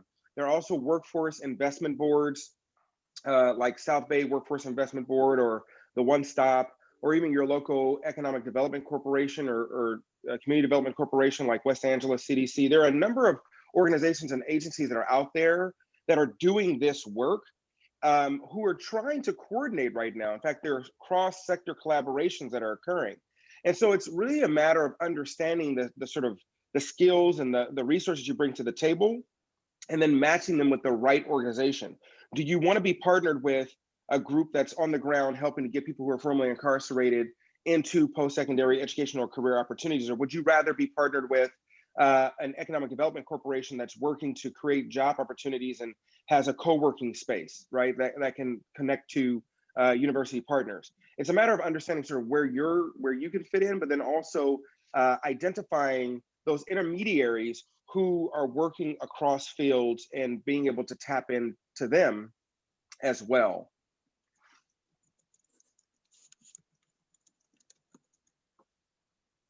I would agree, as Jesse's preparing for the next question, that business intermediaries play an important role, not only in the work that we do as an institution, but with employers as well. We have several business intermediaries like Innovate Pasadena, the San Gabriel Valley Economic Partnership, LAEDC, and they've all been very, very wonderful, including the WIB, including the Workforce Development Board here locally at Pasadena.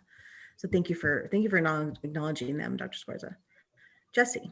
Yeah, so here's a question very specific to certain types of skill sets. So in order for to be able to improve on building skills for future jobs, what does the panel see as far as the need for certificates or associate degrees at community colleges in the fields of data science, artificial intelligence, and machine learning?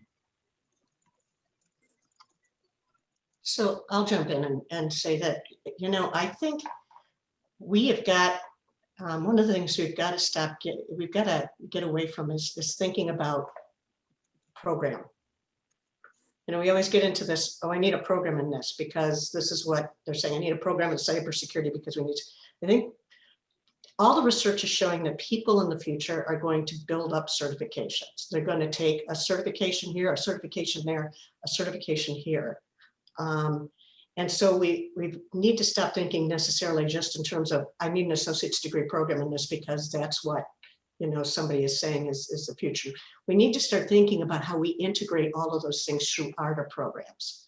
We have IT programs at community colleges, but where do people go to work? They don't go necessarily to work at IT. They go to work at banks. They go to work for lawyers. They go to work in, in manufacturing. So we need to start thinking about how do we integrate this across industries and not just necessarily stand out. How do we infuse those skills into the programs, specific programs like a banking program or a healthcare program? How does cybersecurity fit with those? So I think we need to start thinking that way. And again, we need to start thinking about how do we package this stuff and build it up? Because if the futurists are right, nobody's going to care about your degree.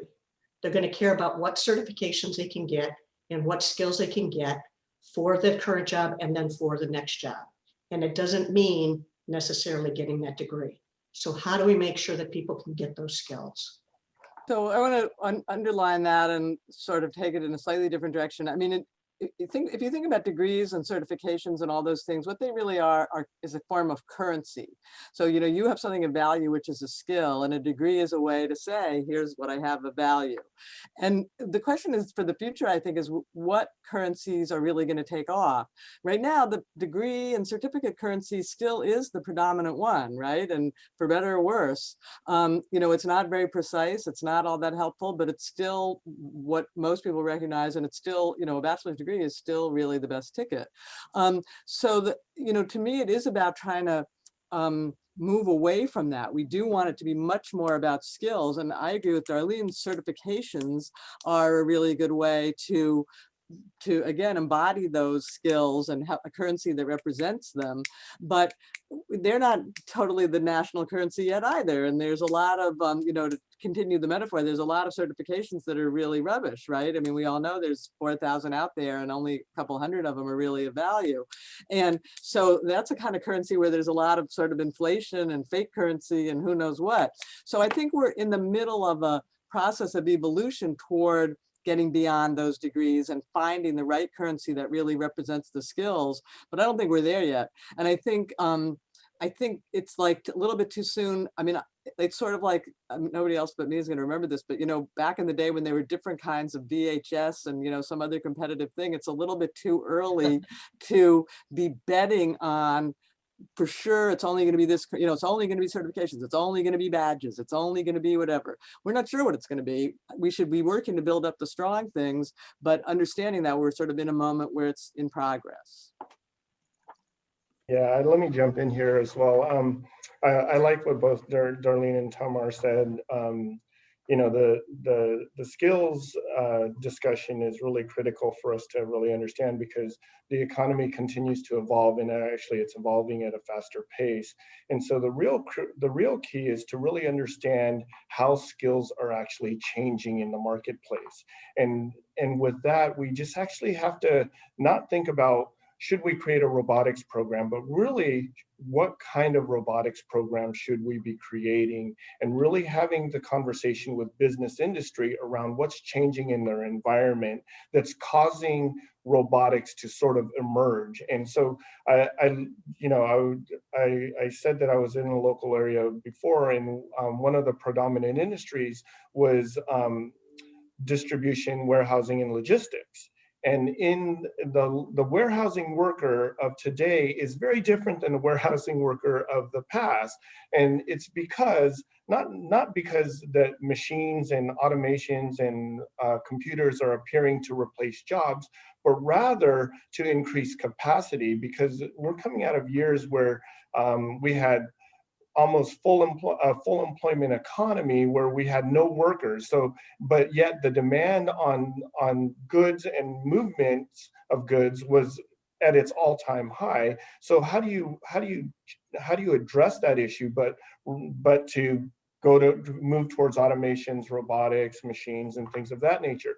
But what they did in that context was really affect the worker, because the worker was no longer going down aisles to pick goods. They were going down aisles and picking goods, yes, but now they were interacting with machines, computers, robots, and things of that nature. And they needed to learn how to interact with those things that they had never interacted with before. So it's really, the key to it is really working with business industry to try and determine how their business models and the workplace is evolving that has a direct implication on skills and maybe credentials or types of training that need to exist in the future, because that is becoming sort of this foundational set of skills that are required across multiple industry sectors, not just one.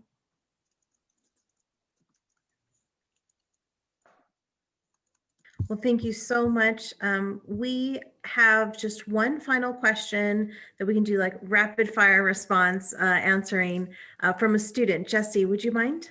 Yeah, we did have one question from a student who lives in a rural area, and her question is that she's in an area where there are no programs available to help high school graduates prepare themselves for the opportunity to learn skills that they need to have in the workforce.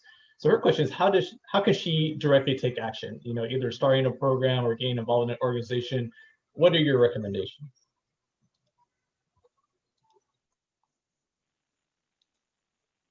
Well, I'm so glad you asked that question, and I'm happy to defer to anyone else who may want to answer it. But I am so grateful that she brought up the reality that many of our students who live in rural communities don't have access to the same resources. And often when we talk about these things, we think about folk who live in the cities, right? In fact, in many rural communities, there may not even be broadband access. Fiber may not have been laid in their town to even have Wi-Fi. And so there are issues that are facing those communities, and those issues abound. However, I think one of the sort of ways that you can pursue opportunity in those communities is by identifying local university partners. So for example, UC Riverside, UC Merced, some of the CSUs, they have created pathway and pipeline programs that given this time and given this moment that we're in, may still be accessed through like the use of your cell phone or accessed through your mobile device, right? So there are lines and ways to connect to those university partners who are dedicated to serving rural communities.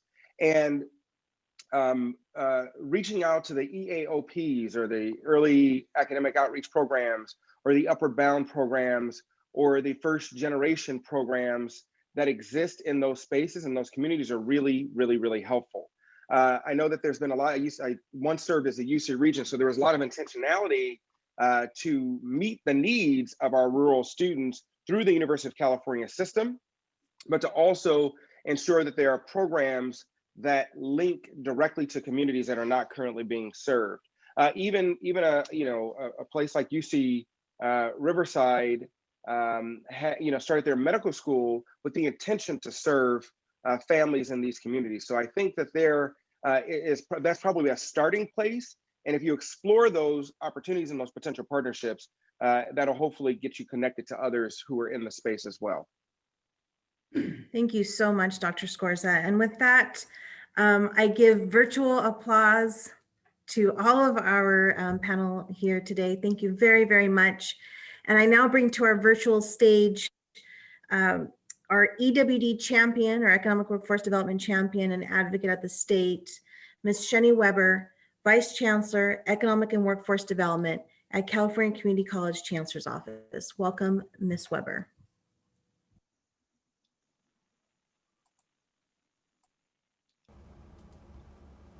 Good morning. Thank you, Salvatrice, for inviting me to this timely and important conversation on workforce equity and future work. I'm really proud that Pasadena is taking on this conversation. I had actually told her with these kinds of dialogue.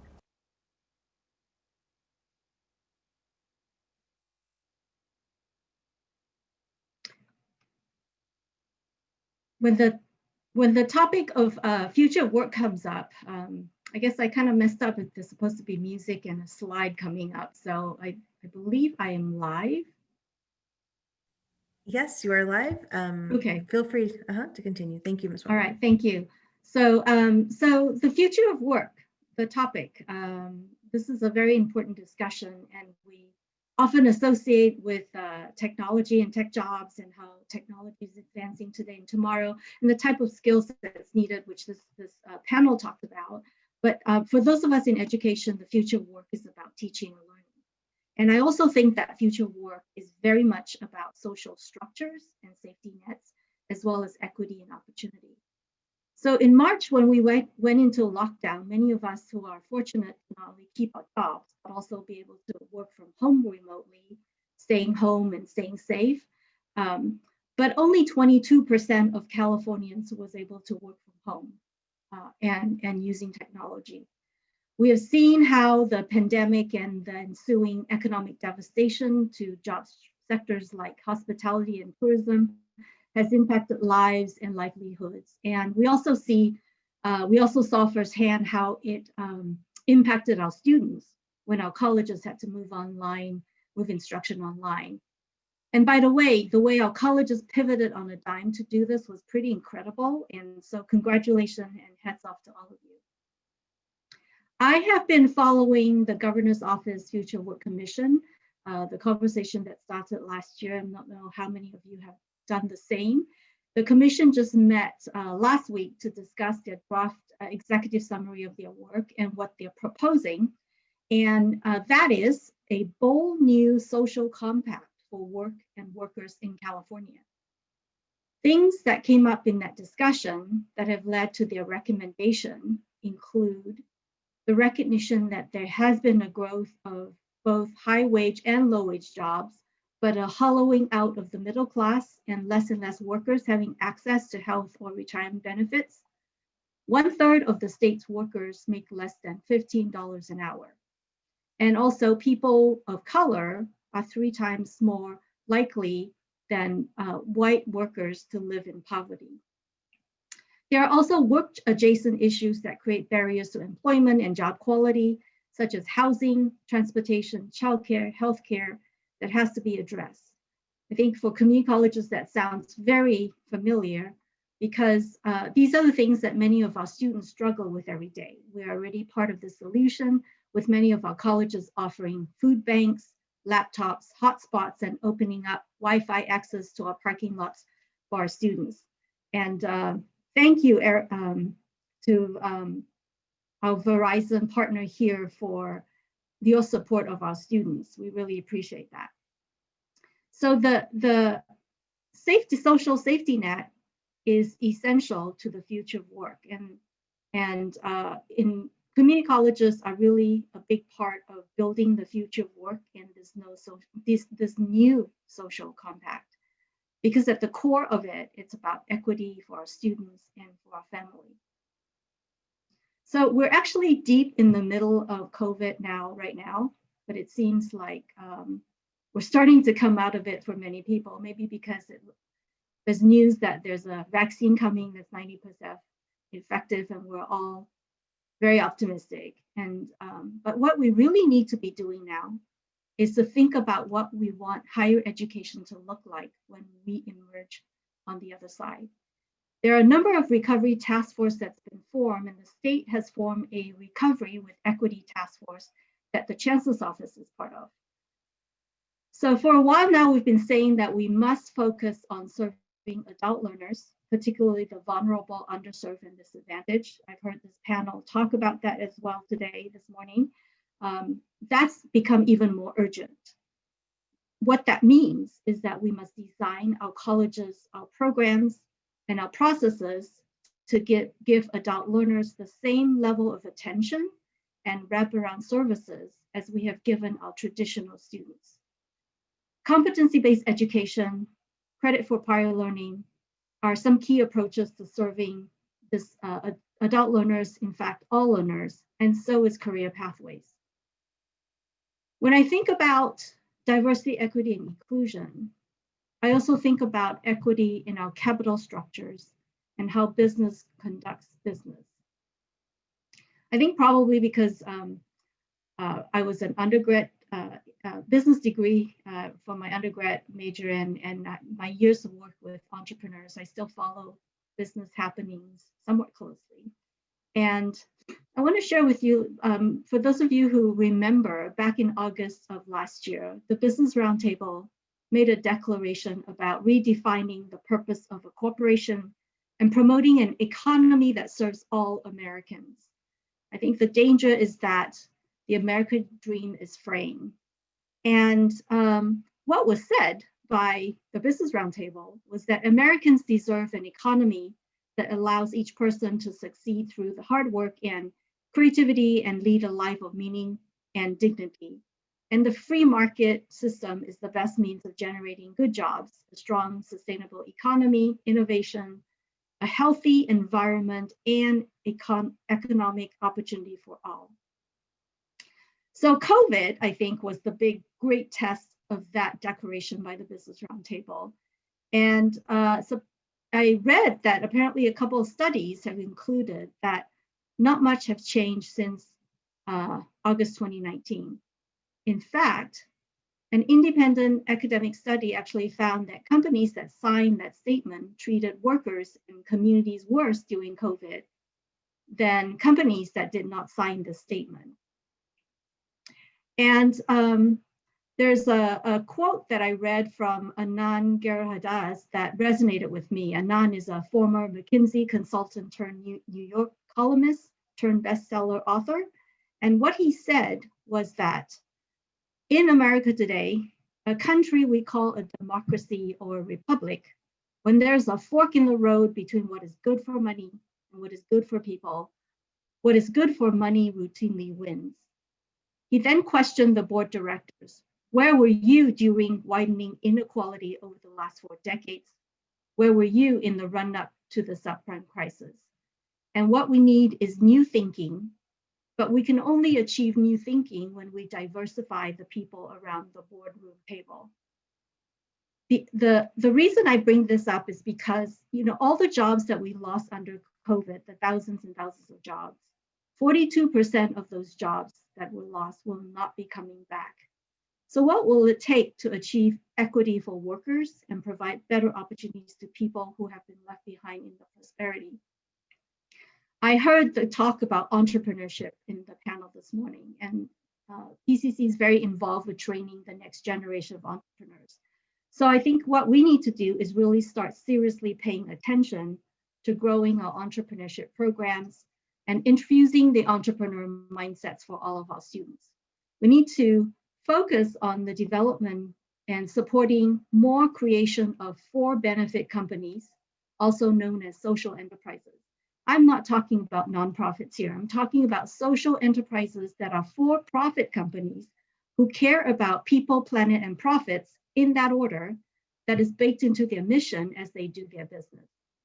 These types of businesses should not only be about 10% of the global GDP.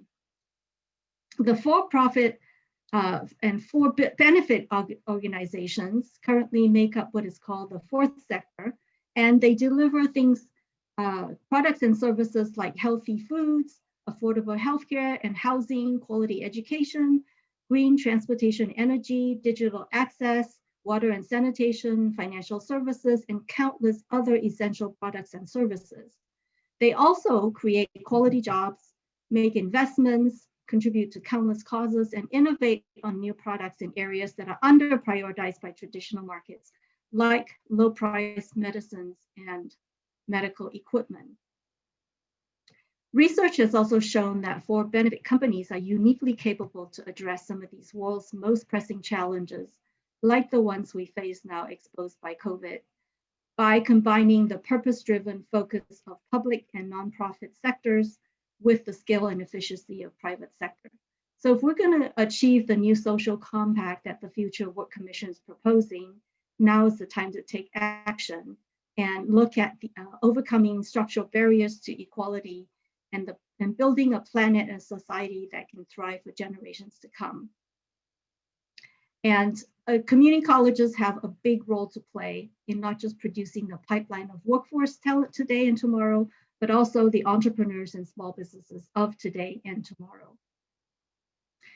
I was also glad to hear the discussion about the digital divide today and the work that Verizon has done to support our students. And it really made me realize that we've really taken our eyes off of this digital divide issue, which has not been solved, and it's not a new problem. And that, you know, broadband probably should be available to all, just like landlines became a basic utility many years ago. I think we have taken our eyes off the problem and bringing broadband internet access to everyone, including the rural areas. I'm hoping that with this new administration, things will get moving again, and we will see more progress in this issue of digital divide and reducing the gaps in digital literacy, which is actually locking out millions from opportunities, especially people of color. And the lack of foundational digital skills, which was raised today as well by one of our panelists, Darlene, I believe, is directly related to economic mobility, particularly as more and more technologies are adding more demand for new foundational digital skills, regardless of industry sectors.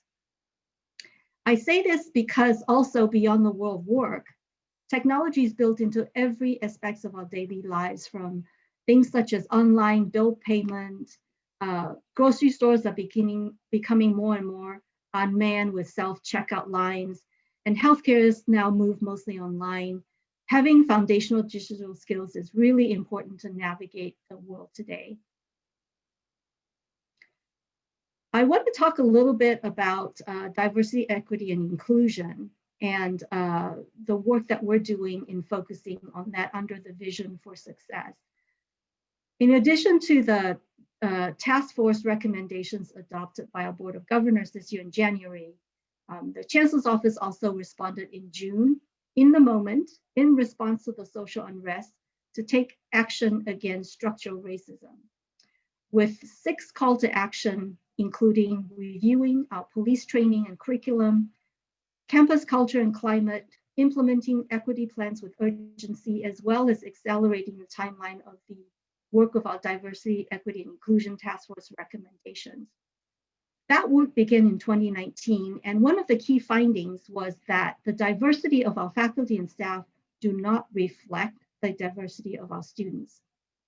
73% of our students are students of color, and yet 72% of our academic senate presidents are white, 61% of our tenured faculty are white, just to share a couple of statistics. And this is important because our students are being, for our students to be served properly, we have to make sure that they're able to identify and relate. And also research tells us that student achievement is correlated to the diversity and representation of the faculty and staff of our system. I also want to add that financial aid funding, the way it's structured in itself is an equity issue. The amount of Cal grants and Pell Grant support available for the lowest income students and historically underrepresented students is an issue and also an advocacy priority for our system, for the Chancellor's Office. So I know time is running short. I just want to wrap up. You know, I know with the conversations about diversity, equity, inclusion, it's a difficult and uncomfortable conversation, but I want to commend our colleges for providing a safe space for this honest and meaningful discussion,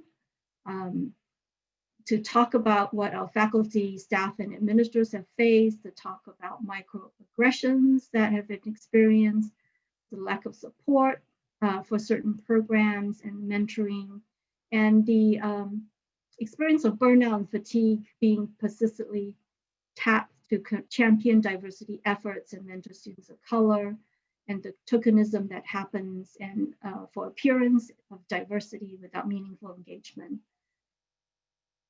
Because change doesn't happen without difficult conversations and revealing difficult truth, real change requires safe spaces for honest and transparent conversations where everybody has a voice.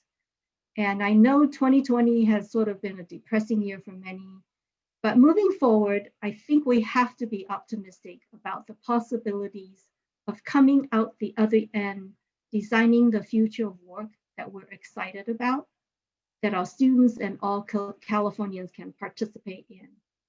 I know that we cannot go back to where we were. If anything, this pandemic has forced us to change and continue to change. And because our student body truly represents the diversity of California from all walks of life, from students who are mothers and fathers, from first-generation college students, from those who have been formerly incarcerated, they all have one thing in common. They come to community colleges because they desire, they have a passion and they have a desire to pursue a dream, starting a business, getting a good paying job. And I'm excited that we can all work together to create this future for them and this new social compact. And also working together to double down on serving non-traditional students, adult learners, in seriously addressing the equity issue. And what I encourage you to do is look for people, look for the employers, the people who are part of this conversation today, who are engaging in real talk and actions, and engage in them and work with them and partner with them.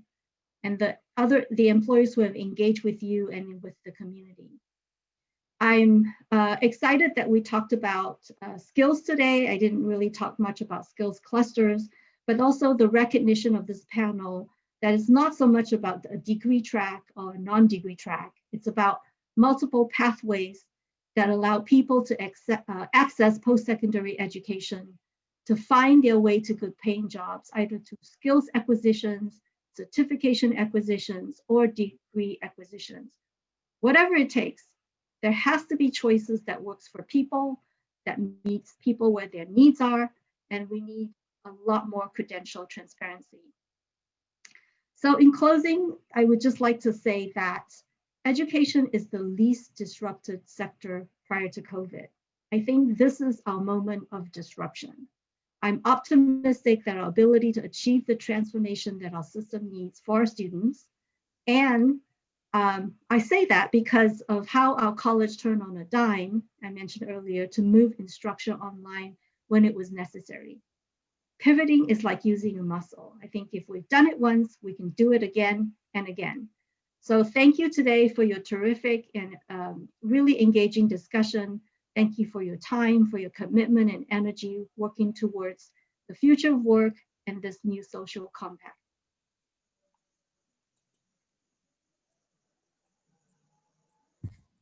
Thank you so much, Shani, and thank you again to our panel and my co-moderator.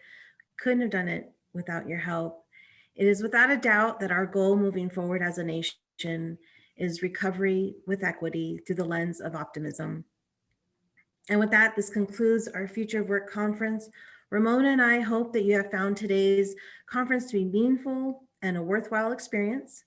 If you are interested in continuing and following the dialogue with us, be sure to listen in to our Pasadena City College Future of Work podcast found on Apple and Spotify, and or follow us on social. Thank you and have a wonderful day.